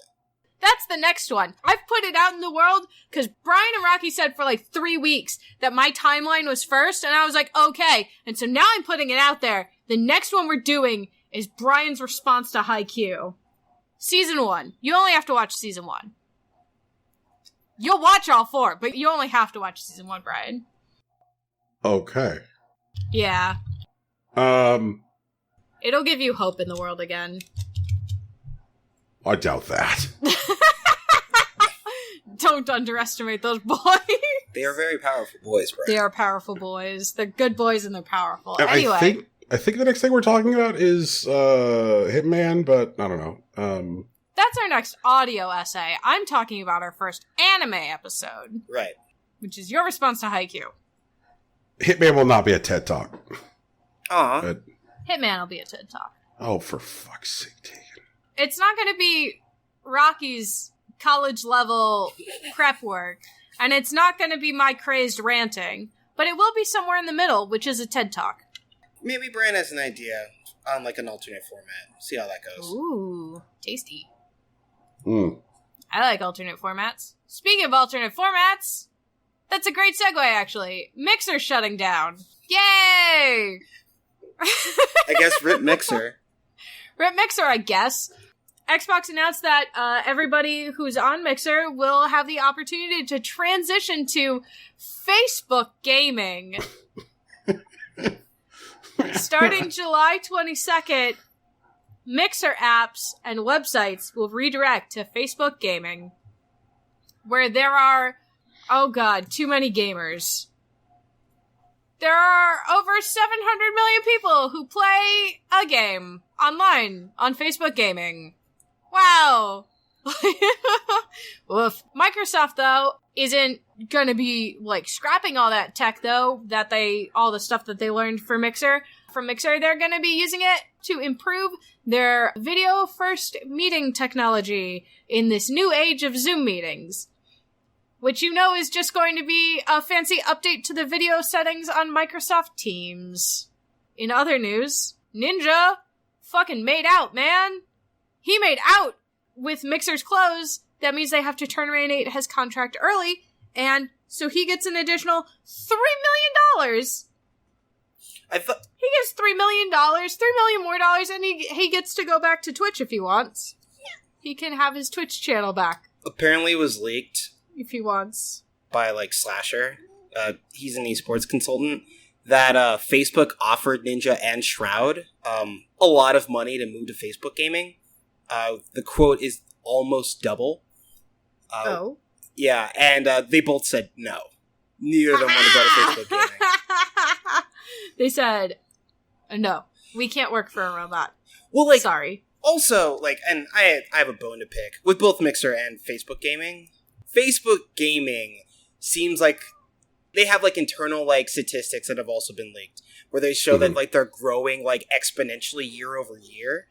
And that kind of talk reminds me distinctly of what happened about a decade ago when you were able to do Facebook video, and the numbers that they were selling convinced a lot of people, most notably in my mind College Humor, to transition to Facebook's video platform because they would be able to support themselves off a ad supported video. And it just turned out to be a fucking lie. They made up the numbers. Wasn't it based off the first 2 seconds of viewing, which is when the video autoplayed on your feed? Right. Yes. The people that bought in ultimately doomed themselves by trying to survive on that platform with those numbers that they were initially sold with, that they could never actually replicate. And Facebook gaming looks like they may be trying to do the same thing with Let's Players. But also Microsoft pivoting away, but tossing the ball to Facebook gaming looks like that they may be trying to form an alliance that they'll need to take on Stadia once they get their shit figured out, because they have built-in YouTube to work with Stadia as a platform. Mm-hmm. And I know Amazon has a online game streaming platform that's designed to work with Twitch in a similar fashion, but we don't have a lot of information on that yet.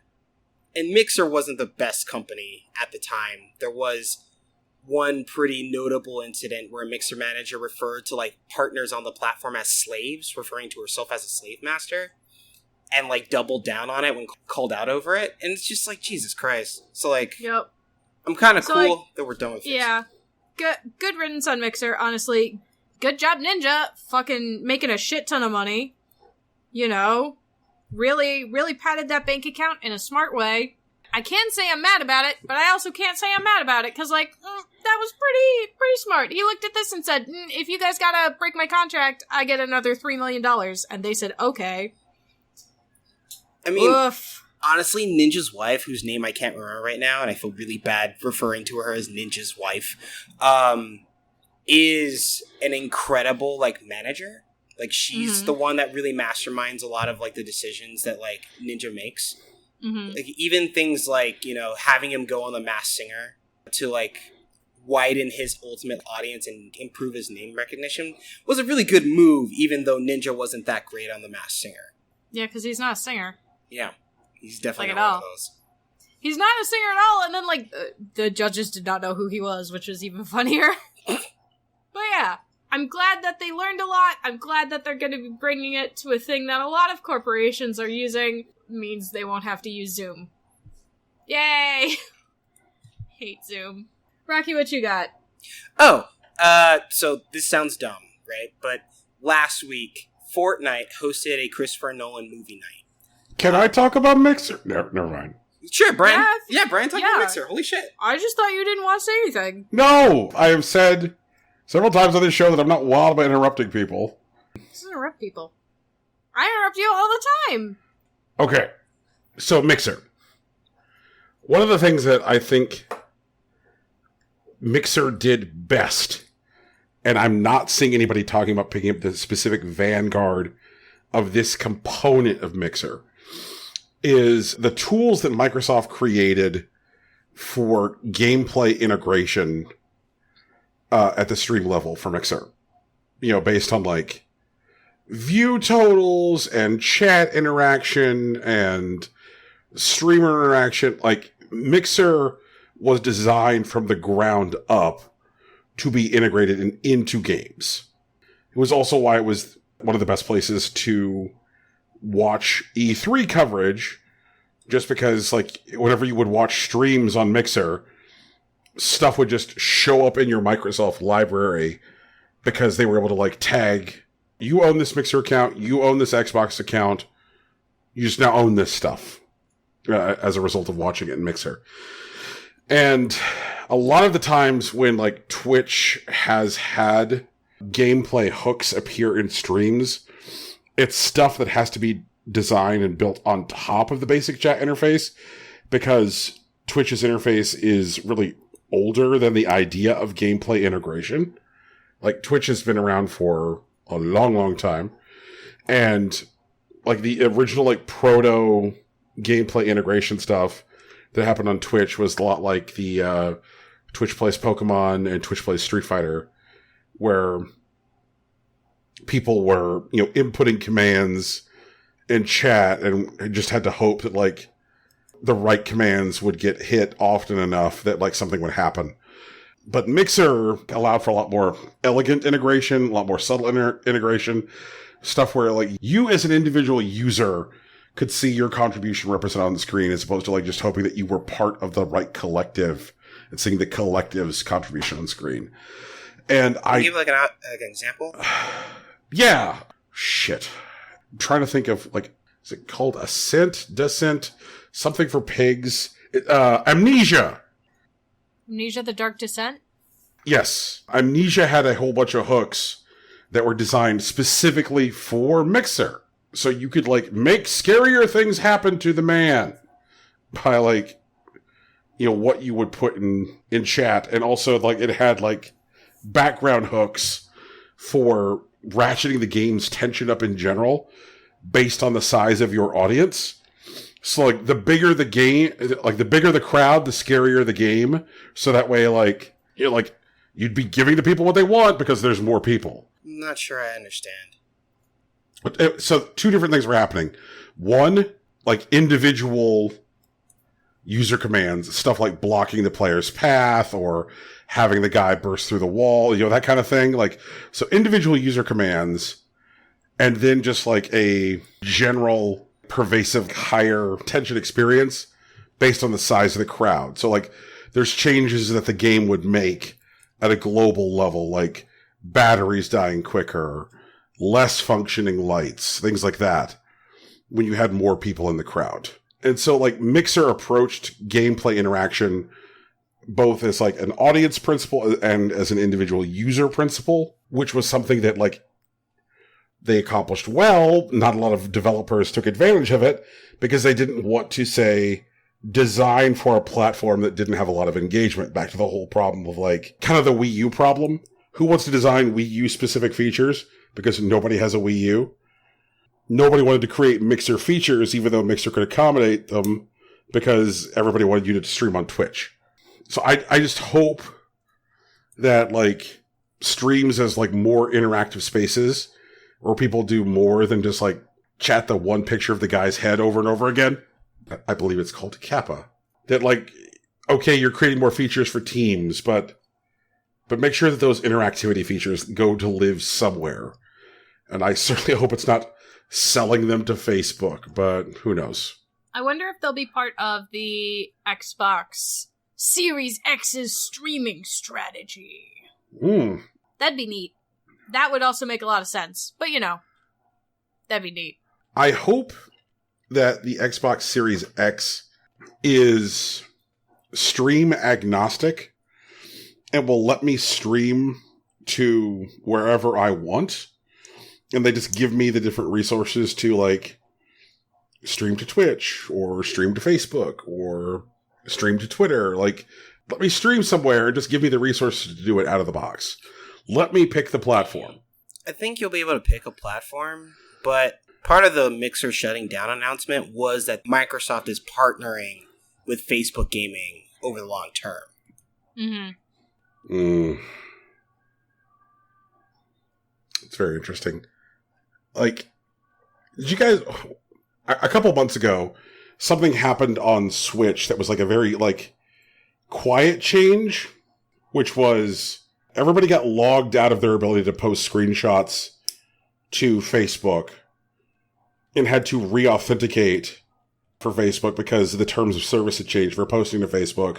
And at that same time, Sony just removed the ability to post screenshots and clips to Facebook altogether. They're just like, So at the time that Nintendo made everybody re-authenticate, Sony just pulled the ability to post to Facebook off of the PlayStation, period. And I wonder if either of that Sony decision to, like, not even allow people to post clips or screenshots to Facebook anymore has anything to do with that. Was there blood in the water elsewhere? Did people know that this was coming at some level? Like... Because the word is that Mixer employees didn't know until the announcement, which I'm not a big fan of. Like, Mixer employees found out, like, yep, you're losing your job next month. Wait, was it really, like, employees? I thought it was, like, partners were the ones that didn't know. No, Mixer employees. All right. Yeah, did not know until day of. Which I'm really not wild about. Be better to your employees, which is a frequent message of this show. Rocky, what's going on inside of the Fortnites? Oh, right. So, this past Friday, Fortnite did a Christopher Nolan movie night. So you were able to, like, enter the world of Fortnite, land on the map, and you could go watch a Christopher Nolan movie. In the States, it was Inception. I believe there was a different place where they were showing The Prestige. In UK, they were showing The Prestige. In the States, they were showing Inception.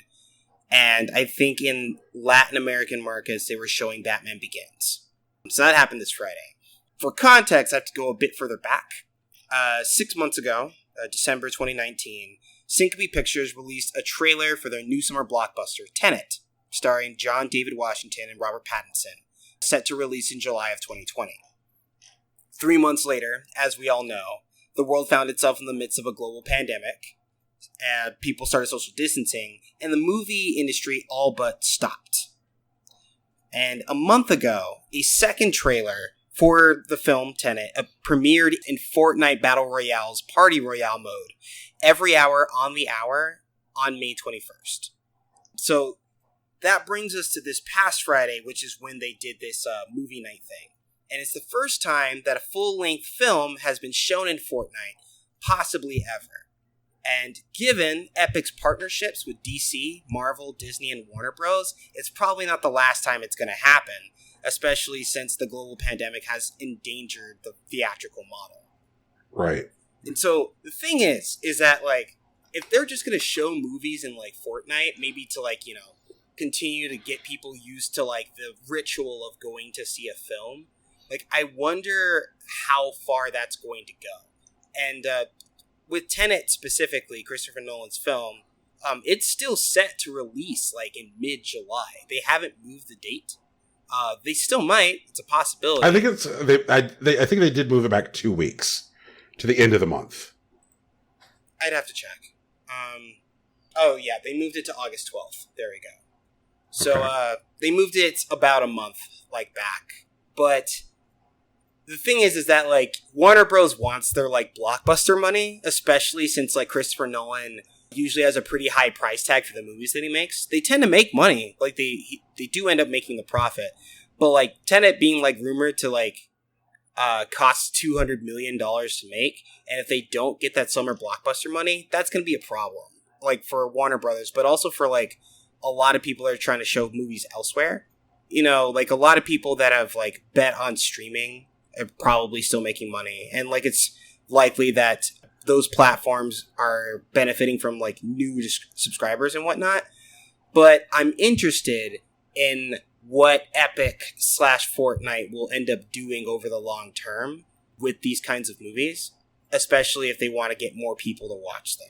I could never go to a movie theater again except for repertory programming and be absolutely happy about it. So much has been done to make going to movie theaters like an unpleasant experience.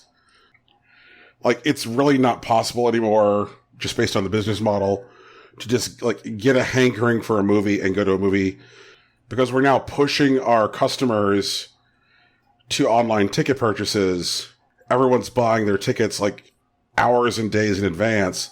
So if you just show up to a movie theater and like deign to walk up to the box office because you're in the mood for a movie, like best case scenario, that movie is not sold out and you're able to buy a ticket. But the odds are it won't be, because now movie theaters are going to like models where they have like 16 to 30 screens, but all the screens are the size of a postage stamp. So that way they can run as much shit as possible and turn over screens as quickly as possible. So it's like, here's an auditorium with 80 to 100 seats in it. So of course it's sold out because it only supports 80 to 100 people. And everybody sitting in that theater selected their seat using a seat selector online 4 days ago. So when you show up to the movie theater, because you're like, I'm in the mood for a movie, and they're like, that's the movie I want to see, you get shown a seat selector where you're like, yep, there is one seat available, and it's on like the absolute edge of the fourth row. So it's like close and at an angle. Like, you can't just go to a movie anymore. Like, you have to like buy the tickets hours or days in advance. And the lines for concession are terrible, because even though there's not that many people in your individual screen, there's a massive number of people in the theater at any given time. But because they're trying to like maximize their profit lines, all the concession stands are wildly understaffed. That is, unless of course what you want is a drink, like a mixed drink, which is where you'll find the bar, which is the only thing which is adequately staffed because what their margins are on liquor. Which I guess means that this is not one of those theaters where you sit there pressing a stupid button to get your snacks and booze brought to you throughout the film. Which then, of course, creates the disruption of a theater where people are filing in every few minutes to, like, bring people, like, snacks and drinks. Like, it feels like films which get released to, like, large mainstream theatrical experiences now are mostly designed to be theme park rides. You know? Like, when I went to see the Avengers movies, I felt just fucking less than nothing.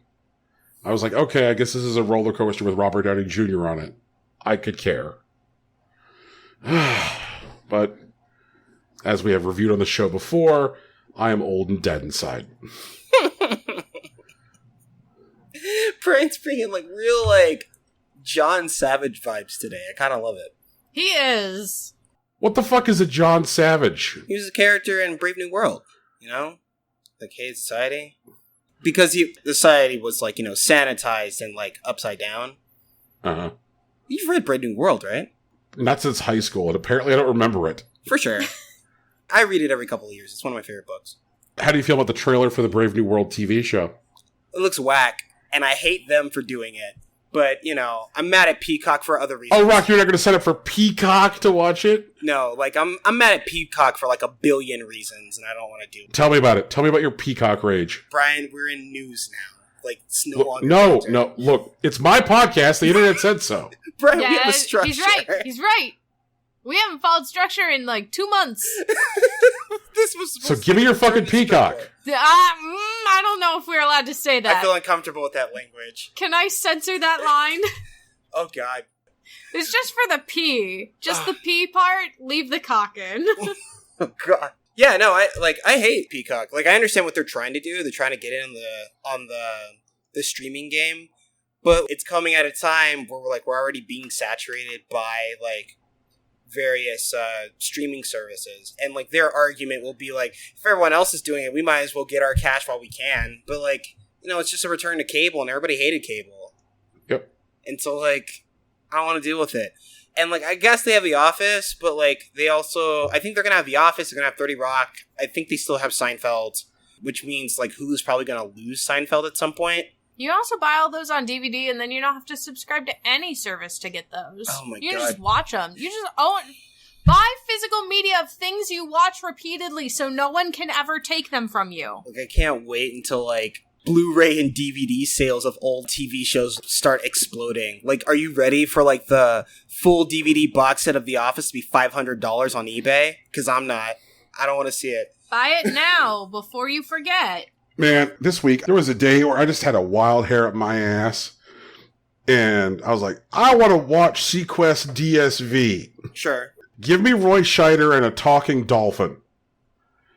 And the world said no. You laugh, but that's what happened. Yeah, I know. Yeah, and the world's like, you want to stream Sequest? And I'm like, yes, I would like to stream Sequest. And then, they call in everyone from the back. Hey, guys, look, this guy, he wants to stream Sequest. Netflix comes in first, and it, got, the 5 o'clock shadow, and is, kind of hung over. It kind of looks like John Constantine, and is like, I've seen some shit, because I'm Netflix, I've been here the longest. And it's like, no. If you want a half dozen original Adam Sandler movies, I've got you, but no. And, Netflix leaves. And then I'm like, yo, Hulu, do you have Sequest DSV? And it's like, no, I'm Hulu. If you would like to, however, watch great FX on Hulu originals, like Mrs. America or Devs, I have you. Would you like the Stars package? I'm like, no, not like the Stars. Do you guys remember, the commercials for Stars? They did, Beethoven's Ninth. Y'all, I remember when Hulu was free. Do you guys remember that? Yep. Hulu cost no money. They ran ads. Yes. Yeah, I do, Rocky, because I remember it was you could launch Hulu and you could enjoy ad-supported Hulu for free, or you could get Hulu Plus. Right, with no commercials. Which was the ad-free version, but you had to pay for it. And it was a pittance. It was $5. Right. And I was like, $5 to tell ads to fuck off forever? I'm in. And now, Hulu costs me, $15 a month for just, the standard Hulu features. Shit. At this point, though, I buy streaming television through Hulu in order to watch wrestling on Wednesday nights because I'm dead inside. But, FX on Hulu shows are pretty good. Devs is, sick. Mrs. America made me very sad. Yeah. Although, there is a really good scene where somebody, sticks it to, a fucking Republican and tells him Woody Guthrie is patriotic, and I liked it. Then along comes Disney Plus, right? And Disney Plus, I still think is, fresh-faced enough that it would be, the person who doesn't yet realize that they work at the mall. Hey, would anyone like to watch The Rise of Skywalker? Because I have it available, Also, all episodes of The Mandalorian now streaming. And it's oh, just wait, Disney Plus. You're going to be doing weird stuff to, juice your numbers soon enough. It's like that one girl from the AT&T commercials. Oh, the, sourdough bread. I know what you're talking about. What? AT&T was trying to get people to make bread? Sort of. Yes. Oh. Okay. And then, there's HBO Max. HBO Max is, barely held together with, spit and baling wire. That fucking platform. Every time I launch that app, I'm convinced my Xbox is going to explode. It is, one of the worst coded video streaming apps I have ever seen. I am taken back to the early days of the CW app. I think I did use the CW app. I used the CW app to finish Jane the Virgin. And a year and a half later to finish Crazy Ex-Girlfriend? Yep. I think. Yeah. And then I never, opened them again. Oh, man. So, it's bad. And, of course, the problem with HBO Max is I started watching this show on HBO Max I really enjoyed. Watched the first season of it. It was really good. It was called Doom Patrol. Mm. And it's this is really good, man. And I started watching a show on Hulu, Stargirl, and it was really good too. And I'm oh no. Both of these shows are actually DC Universe originals, which is yet another streaming service. Do I want to watch DC Universe? And then I saw a little bit of the Harley Quinn show on DC Universe. I'm oh no. I'm about to get, oh no. And then I signed up for DC Universe. That's all they get you. Oh, God. And along comes fucking Peacock. I think we've got, 3 weeks left before Peacock happens? Yeah, that sounds about right. At this point, the way these shows get you, the way these services get you is, their original content, or is there some show which has a vast library that you're I'll die if I can't watch this all the time. Peacock, when they launch you, they're fuck you want to watch The Office? Here we are. But, some of the Peacock originals, I'm going to read some Peacock originals, and I want you to tell me which ones sound like they were created by an algorithm robot, and then people just made dutifully because they were afraid to tell the robot no. All right, here you go. Peacock originals. Some of these are just sound bizarre. Brave New World. I think that one's like kind of self-explanatory. Angeline. Based on the series of Angeline billboards in Los Angeles in the early 1980s. Does anyone have any questions there? What are Angeline billboards? Okay, there was a woman named Angeline. Sure. Who just bought a bunch of billboards of herself in the early 1980s in LA. So you just be like driving down like the 405 and just like look up and just see like this billboard with this blonde woman on it. It would say Angeline. That sounds great. Was she pretty? I don't know. I mean, like, if you Google her, she's like the number one result for her name. But she like essentially kind of like forced the world to acknowledge her, and like it made her famous. You know, she like... Oh, she's a singer. These were like sexy billboards. I didn't realize they were sexy billboards. Huh. Yeah. She had all these billboards, and like she became like a subject of, you know, mystery and intrigue, and she got record deals and movies and so on. And it was because like nobody knew who Angeline was. They're like, who is Angeline? And so like it turned into this like weird like self-perpetuating myth. And she just kind of like forced herself into fame as a result of it. Neat. So that's going to be a show. So like how Tiger King was a show? Only the Angeline show is a drama, not a documentary. I see. Okay. Mm-hmm. Yeah. A reboot of Battlestar Galactica. I mean, bless him for trying, but you know, waste of time. Only this time, it's Battlestar Galactica from Sam Esmail. Uh-huh. So it's like, you know, from the man who brought you Mr. Robot, now comes Battlestar Galactica. Right. Law and Order Hate Crimes. Sure. Yeah. I mean, like, it's gonna get like 20 seasons, so like, no, we can do that. I love me some good propaganda. I say, being a full-on fan of SVU. Yep. But I know those are fake cops. That's the thing. I know they're fake cops. Of course they're gonna win. Real cops never win. Also, like, if watching BuzzFeed Unsolved series has taught me anything, it's that a lot of cops were just fucking lazy and just washed evidence away because fuck it. True. Reboot of Punky Brewster. Sure, I guess. Reboot of Saved by the Bell. That might work. How's it gonna work without the, like, 90s, though? Well, like, the idea is that they would just take, like, the same characters and just modernize them. Oh, I see. Oh, okay. And the weird thing about this, like, Saved by the Bell, is that it is a C-boot. It's a soft C-boot. Meaning that, like, the characters are now grown up interacting with characters who are, like, analogs of their teenage selves or their direct descendants. Like Degrassi or Girl Meets World. Fuller House? Right. So now, like, Mario Lopez is, like, the gym teacher. Right. Yep. And apparently Zach Morris is now the governor of California? That's actually a pretty solid joke. I'm not mad at that. MacGruber, the TV series. They've been trying to do that for a decade. So, like, I guess good for Will Forte, because he's still at, like... Oh, wait, no, his last gig was with Fox, right? Last Man on Earth. Right. And, like, but NBC has had MacGruber for a long time. They did make that movie. So, talking them into a show is probably, like, a pretty good win for him. I don't think it'll be good, but, you know, whatever. Cleopatra in Space. What?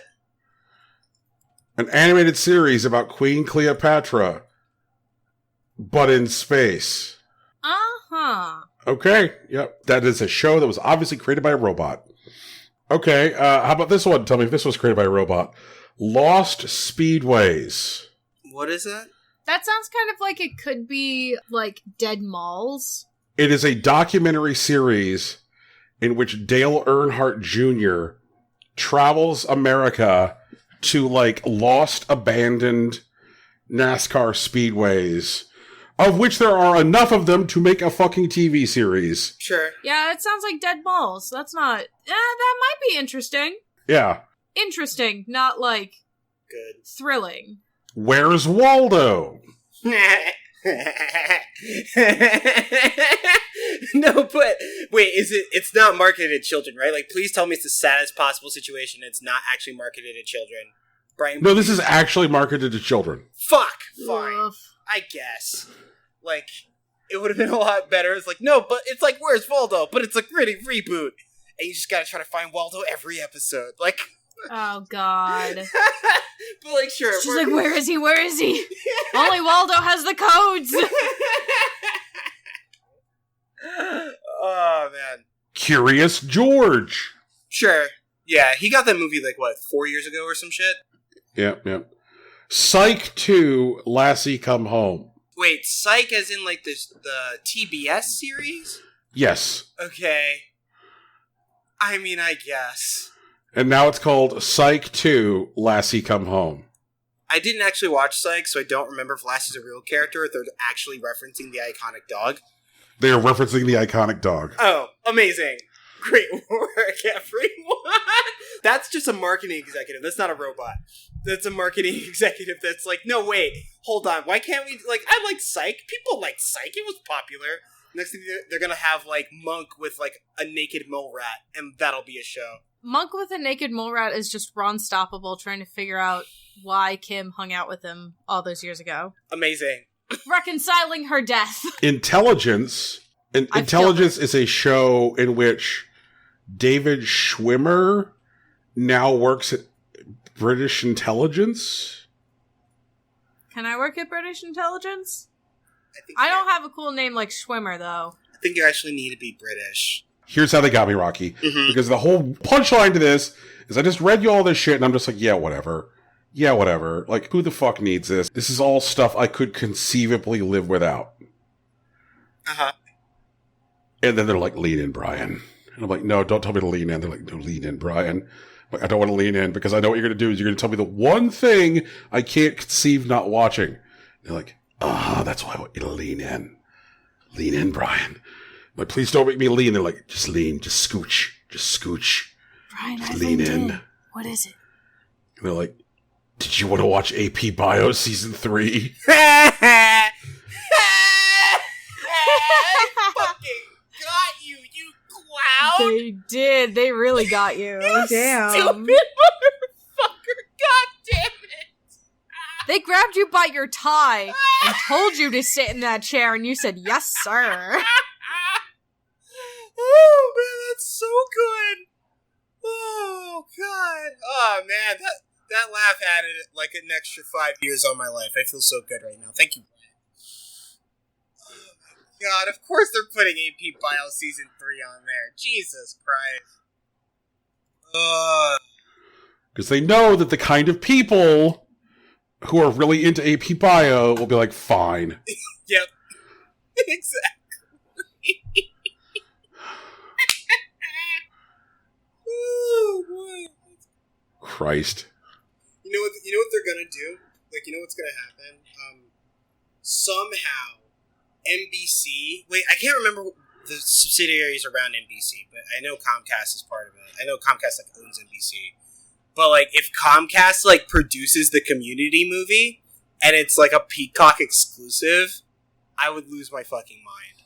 Like, that's... I could see that happening. I know. But, like, they're gonna do it. Like, there's just no way they're not. So what you're telling me is one of us has to get a subscription to Peacock.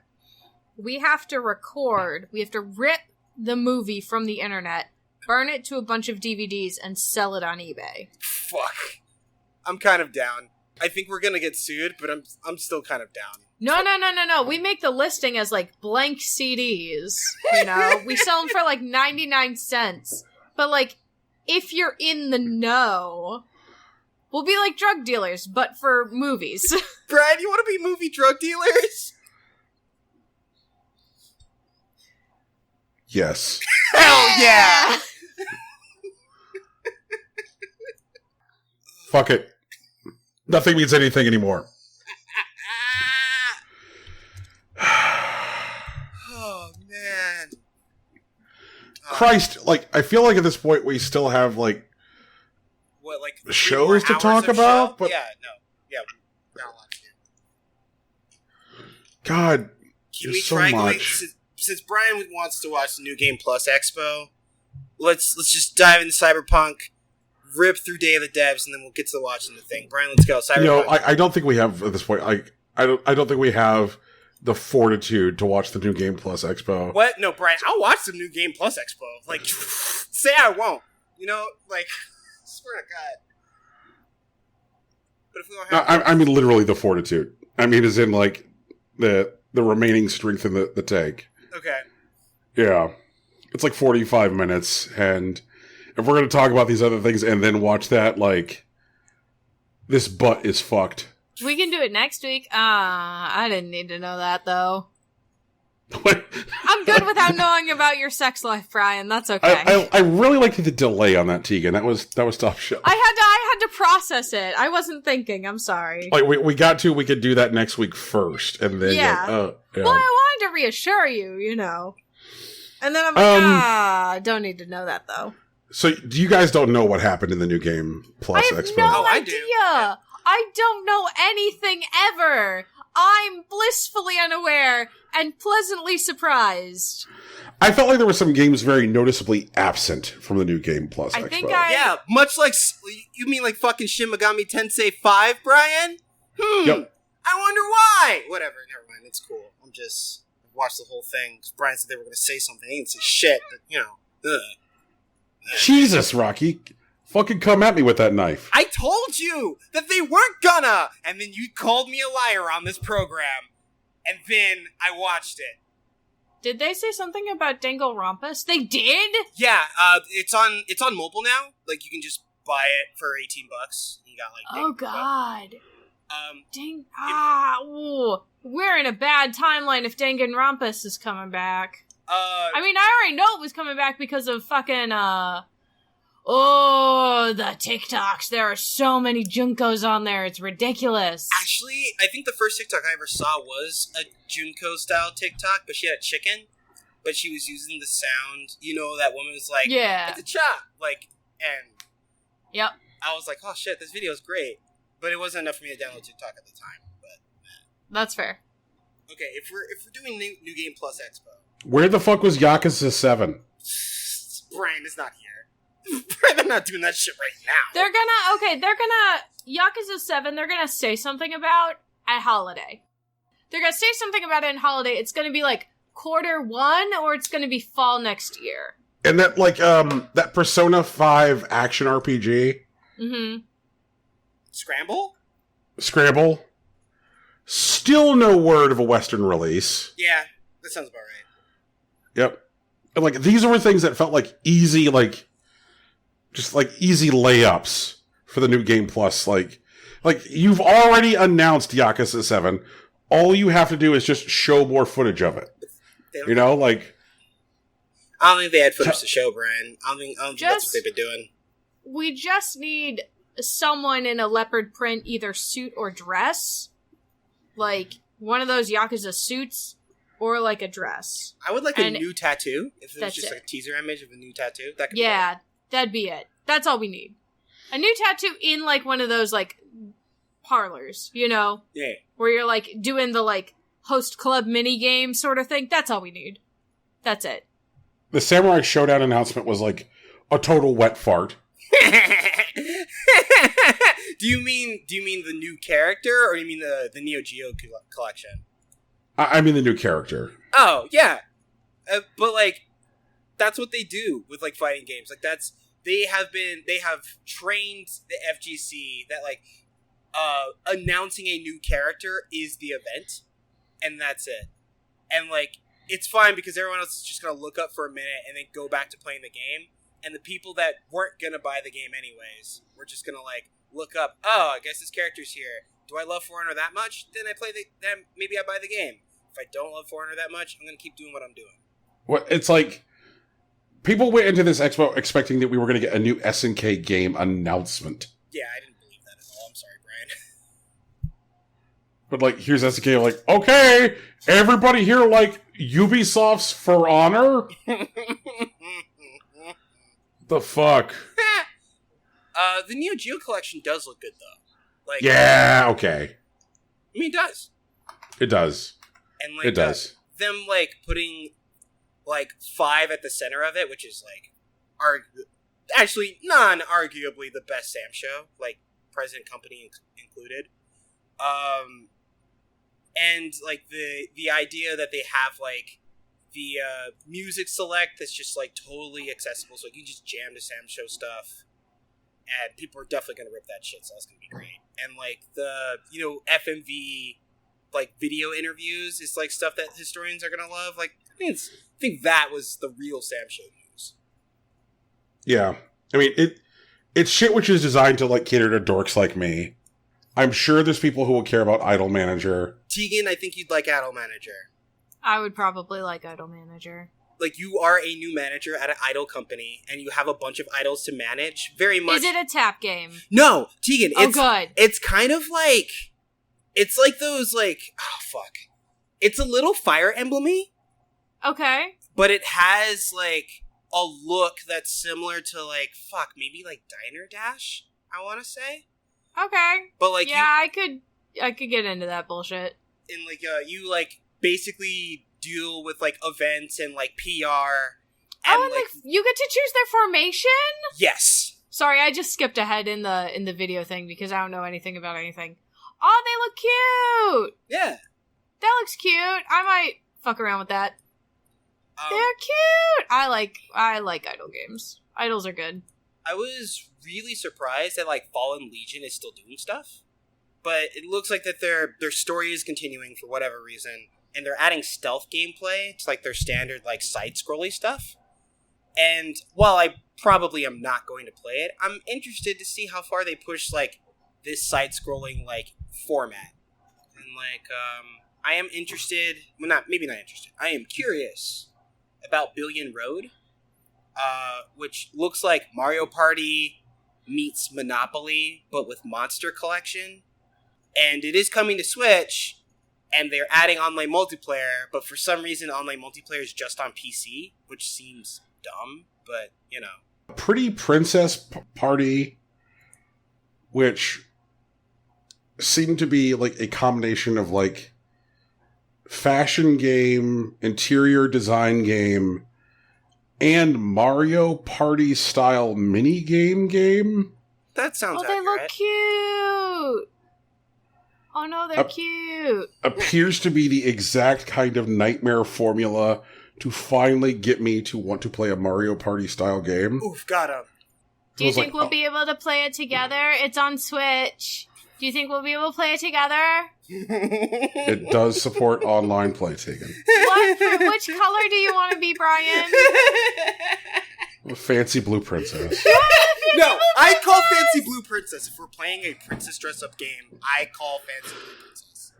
Blue's like half of my brand. I thought you were going to be pink, Rocky. For some reason, I pictured you more of a pink dude. No, I mean, I do wear pink stuff. I do have a very good patch that says that I am too shonen to die. That's very pink. But, I am mostly blue. That's kind of my bag.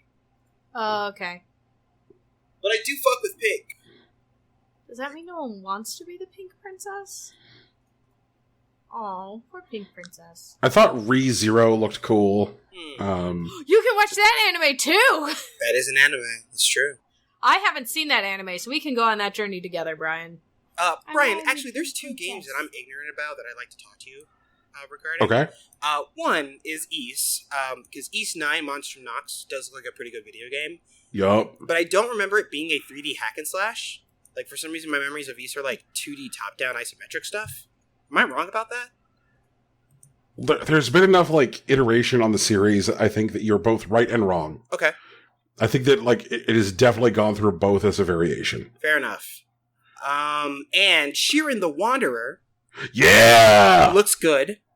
Oh. I've never played Sheeran the Wanderer, but apparently it came out on GBA and also PSP, and I figured since it came out on PSP, you'd know about it. I onboarded the Sheeran series later than that, even.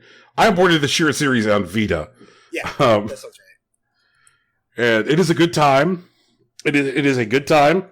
It is one of those things where, like, the reason I went and played Sheeran was I kept on seeing Sheeran come up in conversation after the release of Breath of the Wild and Mafia 3. People talking about how, like, Sheeran has systems which are layered on top of systems, which are layered on top of systems.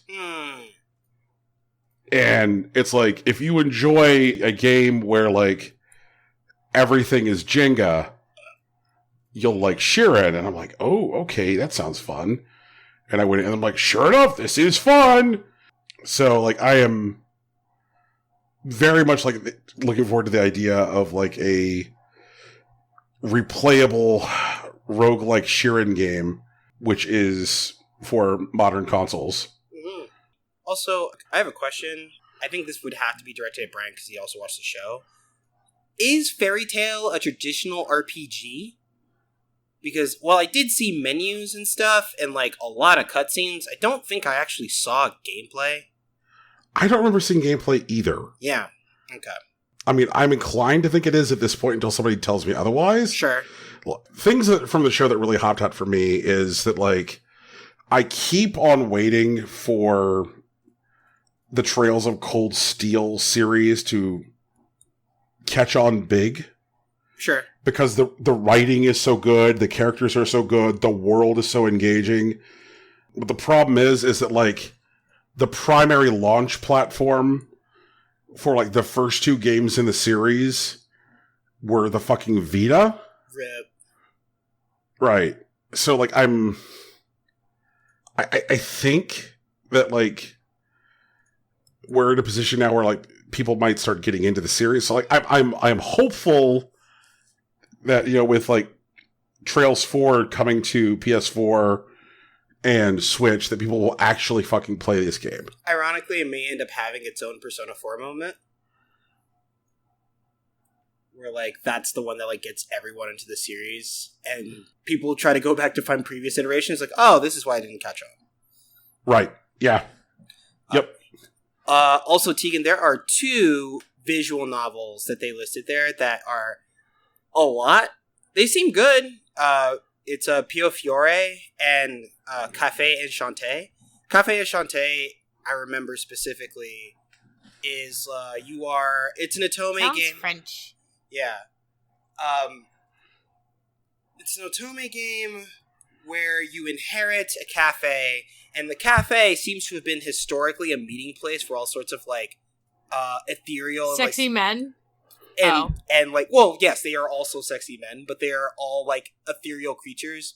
Like, there's, like, a headless, like, ghost knight. There is a demon. There is an angel. There's, like, some sort of beast man. But, yeah, like, that's the thing. It's a Tome game. You are a cafe proprietor. And, like, the men are sexy, but they are also magical. So that's going on. Pio Fiore. I'm trying to remember. I will do the angel man first.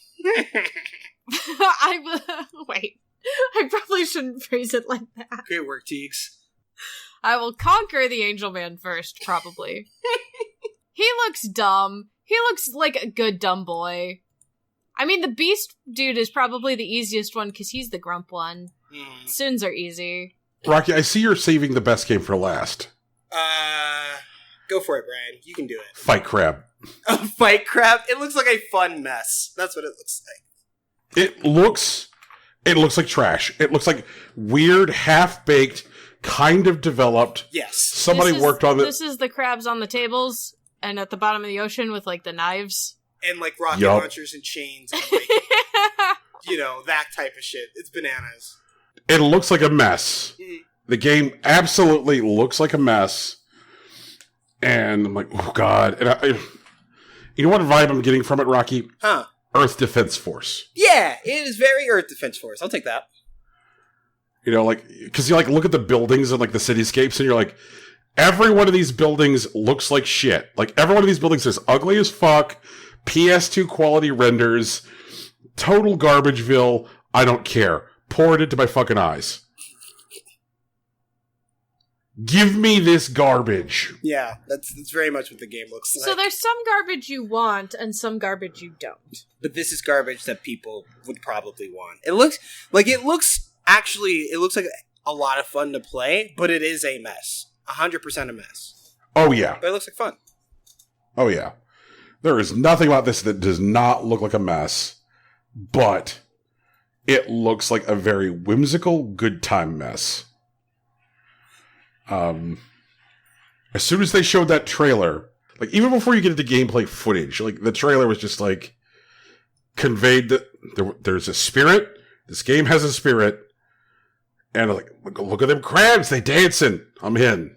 And, like, oh, I can hold the knife. I can hold the knife. I'm in. I'm in.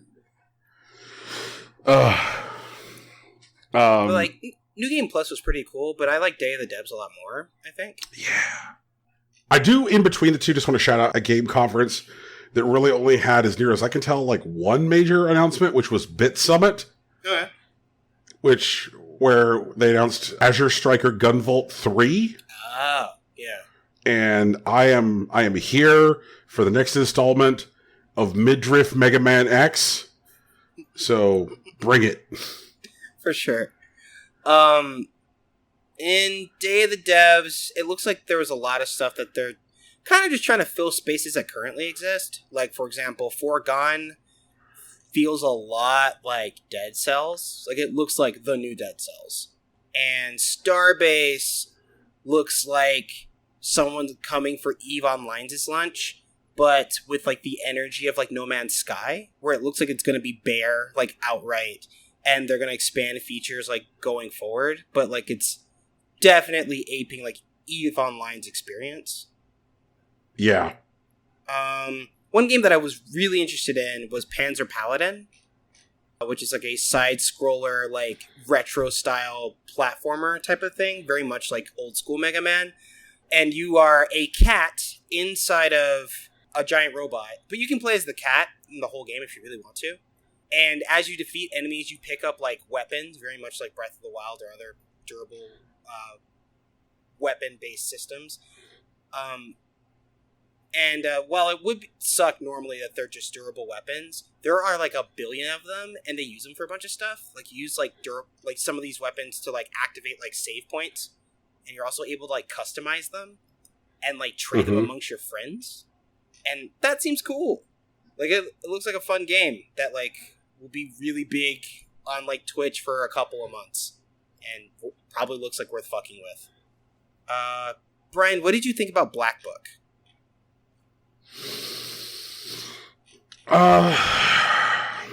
It was not one of the things that jumped out the most to me. Okay. Like, it definitely was, like, ticking boxes that should tick Brian boxes. Okay.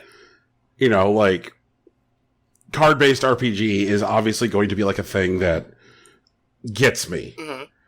You know, like, I'm wild about it. I don't know if it was, like, maybe the art style that didn't really, like, seize me. Sure. But, like, I think the thing that I like with, like, card-based RPGs is things that, like, say, minimize the running around.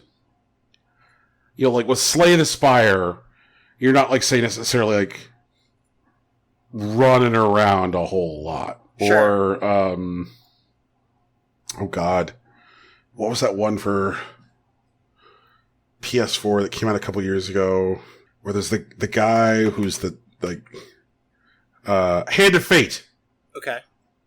Where, like, you would, like, spawn into the individual encounters and you could, like, run around in the encounters, but, like, in between encounters you were just kind of, like, exposed to a map and you would, like, move your position around on the map. Mm-hmm. Because, like, the primary mechanic in both was, like, the deck building. Right.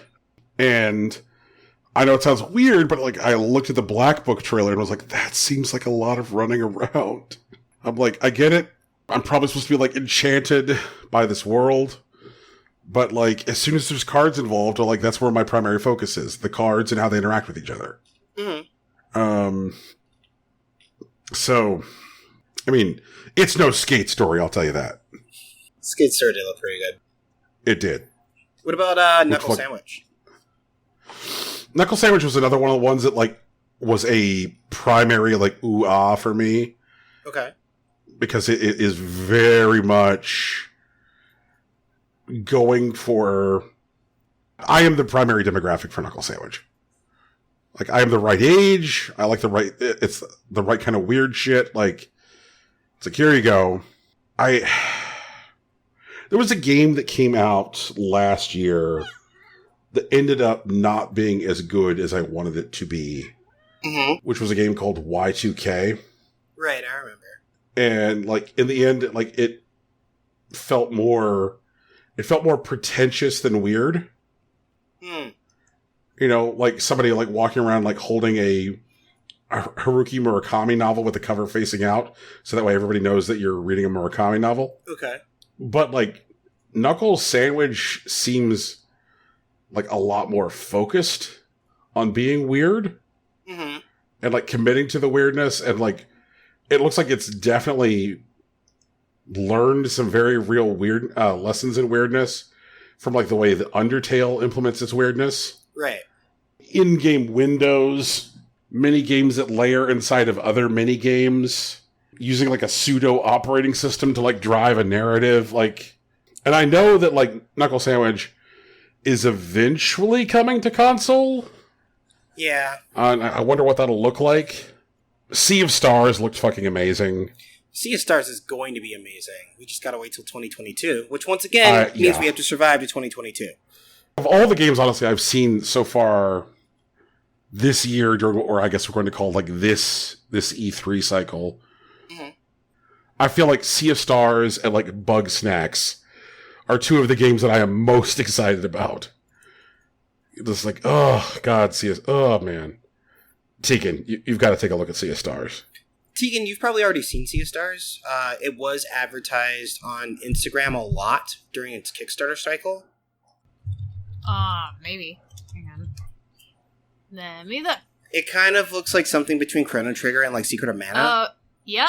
Yeah, I have seen this. You are correct. It looks nice. It looks very pretty. And the music's gonna be great, Tegan. It is gonna be good. Exciting. And two of the other ones that like really hopped out to me were the Eternal Cylinder and Drake Hollow. Like those were. I knew you would bite on Drake Hollow. Yeah. Yeah. Dude. Was it the vegetable people? Like, I don't know what, like, how'd you know? Well, for anyone who doesn't know, Drake Hollow is the game for people that liked Fortnite before it became a battle royale.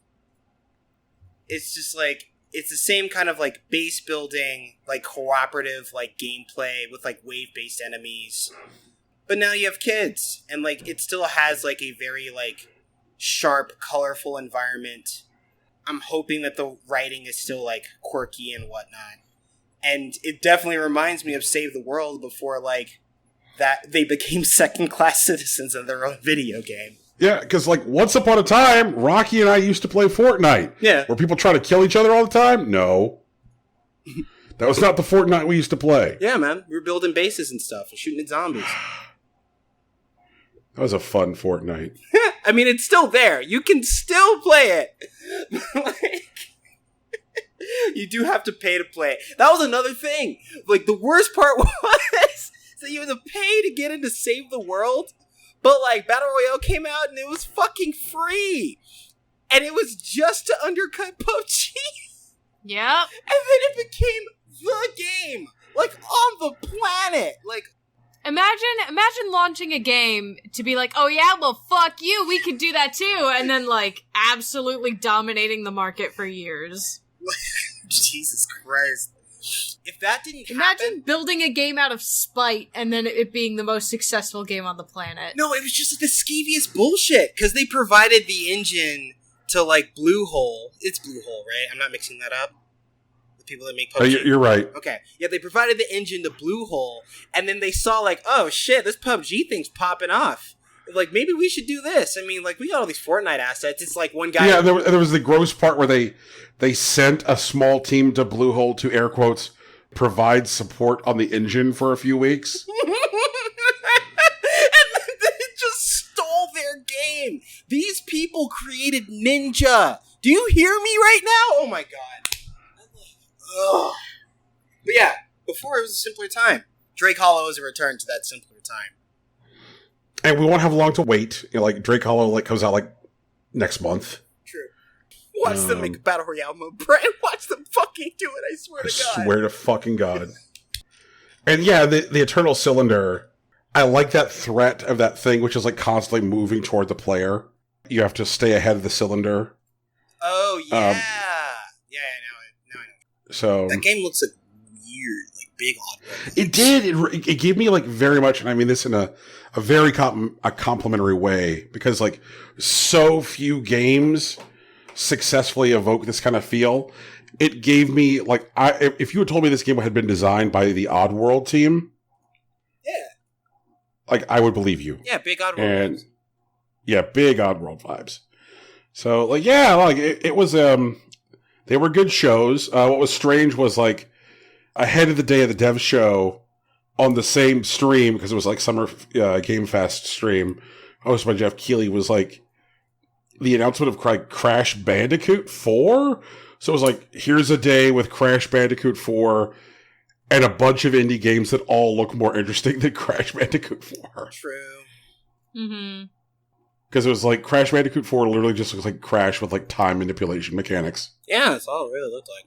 Well, I mean, there's more characters that they didn't really want to talk about. Like, oh no. How did I already forget his name? Professor. You can now play as Dr. Neo Cortex. Thank you, Dr. Neo Cortex. And he can, like, turn enemies into platforms. That seems mildly interesting. It's not a killer app or anything, but they said that that's not, like, all the playable characters. Maybe there will be something crazy later, but who knows? Yeah. I didn't like the fact that as part of the Crash announcement, they had to, like, work in dunking on all the teams that did unnumbered Crash games. Yeah, that wasn't cool. And like, this seems bad because it is on the back of some of those teams that this is even happening. Like, Vicarious Visions did some of the portable Crash games that appeared on, like, PSP and GBA, and they also did the port for the Crash Bandicoot remakes.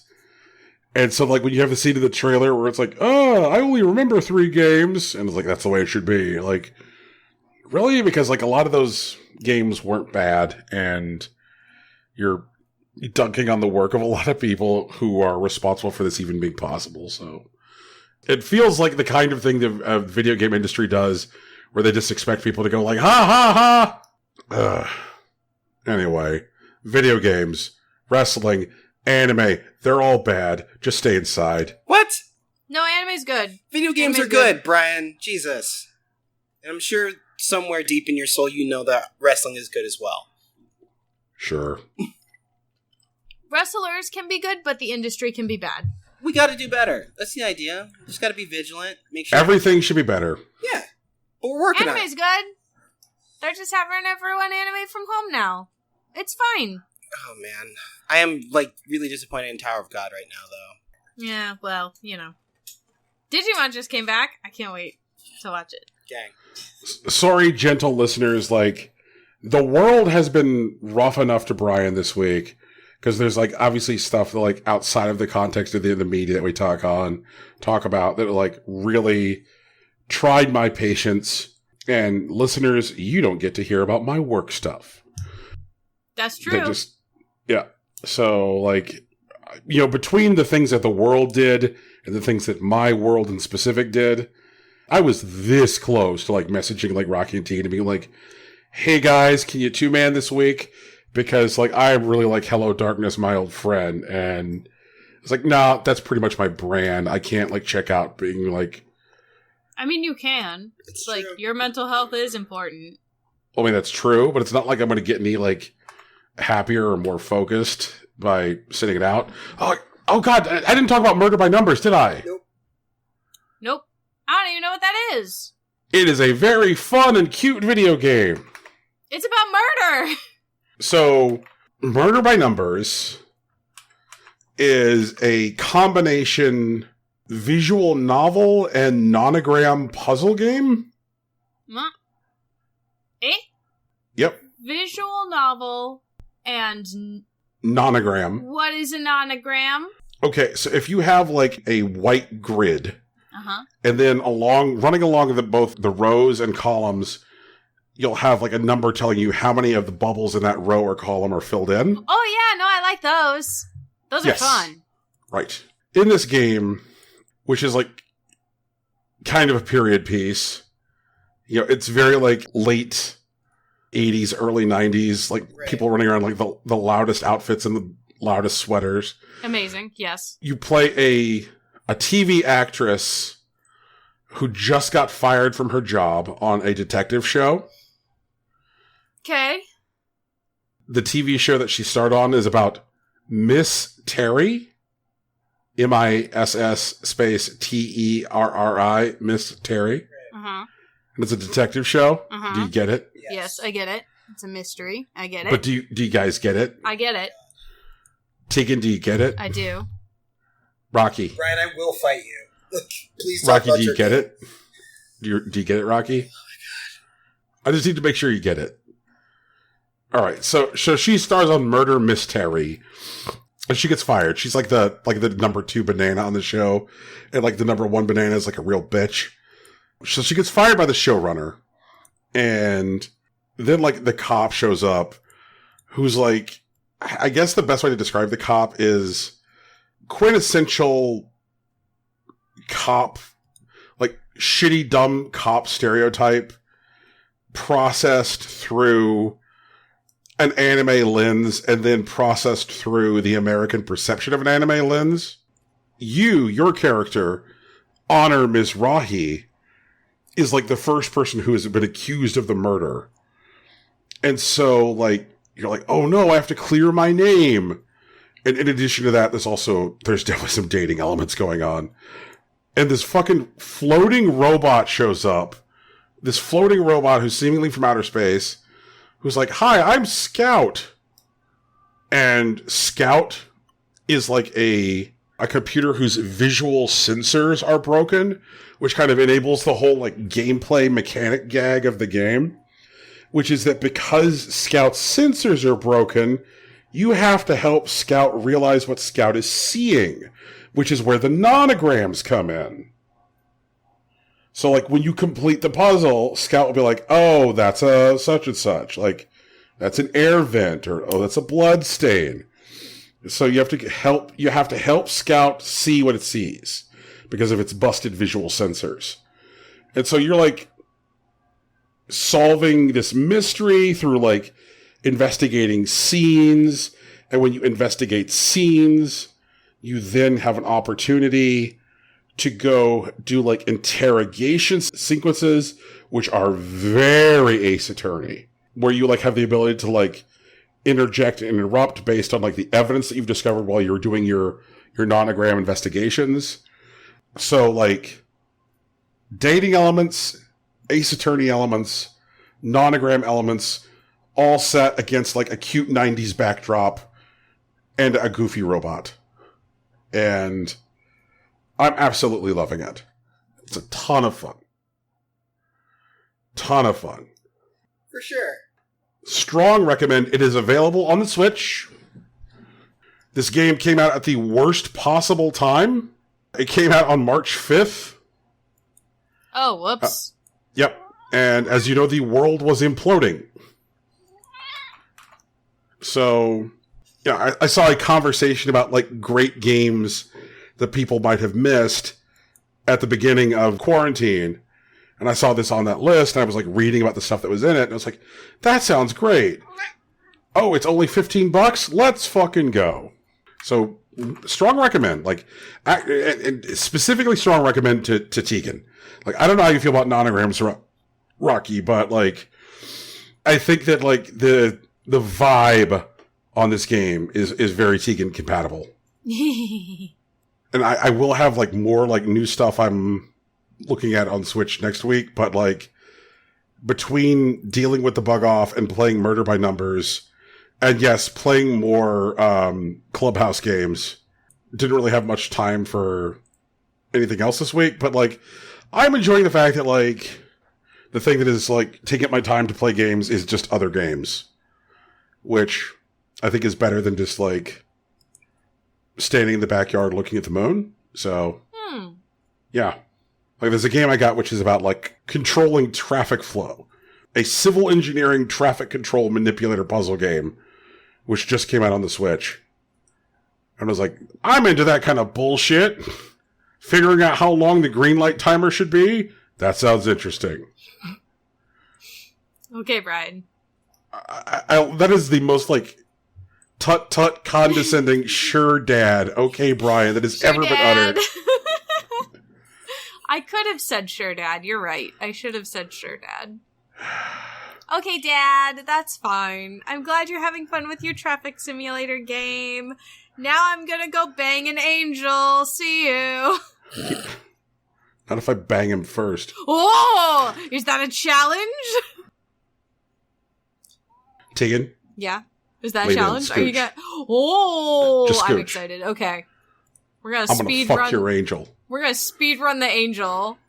There you go. Just for verification purposes, you guys should probably stream it. Just saying. True. Okay. Okay, fair enough. Yeah. Live on Facebook Gaming. Oh god, fuck that. Wait, that reminds me. Hey guys, this has been our show. It's called Impossible Coin. We do it every week. Hey everybody, we're on that fucking thing now. We're on the SoundCloud. That's right. You can find us wherever podcasts are found. TM on. And whoever said that to us, fuck you. Relax, Brian. But we are found on iTunes, Google Play, Stitcher, Spotify, and now SoundCloud. Speaking of SoundCloud. And Radio Public, you ball licker. Speaking of SoundCloud, our friend, kid brother of the show, Big Sach, who is responsible for the music at the beginning and end of this podcast, finds his home on SoundCloud at soundcloud.com/Big Sach NJ. You can also drop a line on Twitter at Hillary_Swank. Our original logo and t-shirt were designed by Lauren Moran. You can find her on Twitter at Lauren Moran and consider donating to her Patreon. But while you're on Patreon, make sure to take a look at the offerings of Impossible Coin at patreon.com/Impossible Coin Podcast, where you can get your watch-alongs and audio essays relating to things like the Zelda timeline, Paper Mario partners, or anime, and, general wrestling stuff. I'm trying to remember if there's another thing. Oh, that's right. Hey, guys, we're on social media. That's why I started this. Brian's on Facebook and Patreon, and he'll probably be streaming his playthrough of Cafe Enchanté on Facebook Gaming. I'm on Twitter, but we do have a Twitch. I'll probably just stream there. And Tegan's on Tumblr. I don't think Tumblr has a streaming platform yet, so I don't know what she's going to use. But, if you want to talk... In addition to Radio Public, we're also on iHeartRadio. Man, fuck iHeartRadio. But, guys, that's how you want to get at us. We also have a Discord, if you want it. It should be linked in our bios in our various social media platforms. Oh, somebody had a question for me about Hitman on our Discord. Yeah. Which was, is Hitman worth $15? And the answer is absolutely. I think that Hitman is easily worth $60. So is it worth $15? Shit, yeah. And then I think it was probably in the context of, like, I think maybe Hitman Year 1 is on sale right now, and maybe not, like, Hitman 2. So I guess what I would say is buy Hitman 2. Just buy it. I mean, the smoke on the street is that, like, all of the levels in Hitman 1 and 2 are going to be in Hitman 3. But don't wait. Get in there. Learn how Hitman works. Get the right Hitman 2 also. Yep. There are 2 Hitman 2s. Get the second Hitman 2. Buy the most recent Hitman 2. There it is. Also, Brian, you should probably type this on the Discord because, like, yeah, you should also do that. Yeah, Twan will definitely listen to this episode, and he will get to this point. But also, it's just like he specifically added you, was trying to talk to you. Yeah. Definitely type back to him. He wants to be your friend. It's true. He showed up in Animal Crossing. It was Glenn. Yeah. We're friends now. Yeah, you're my friend. Brian, we're friends. Was that the guy who shook all my trees and picked all my weeds? What? Yes. No, that was me. I shook like half the trees, and I definitely picked all your weeds. I definitely picked some weeds. I do remember doing that. We're trying to be helpful, Brian. We're trying to help Dad. My dad always wants me to pick weeds when I'm over at his house. It's just dad vibes, Brian. That's all it is. I just want to be a good kid, Brian. So this has been Impossible Coin. Yep. Oh, shit. You There's forgot. words after this. Come on, Brian, how do we close the show? Do it. Peace. Bye! Later.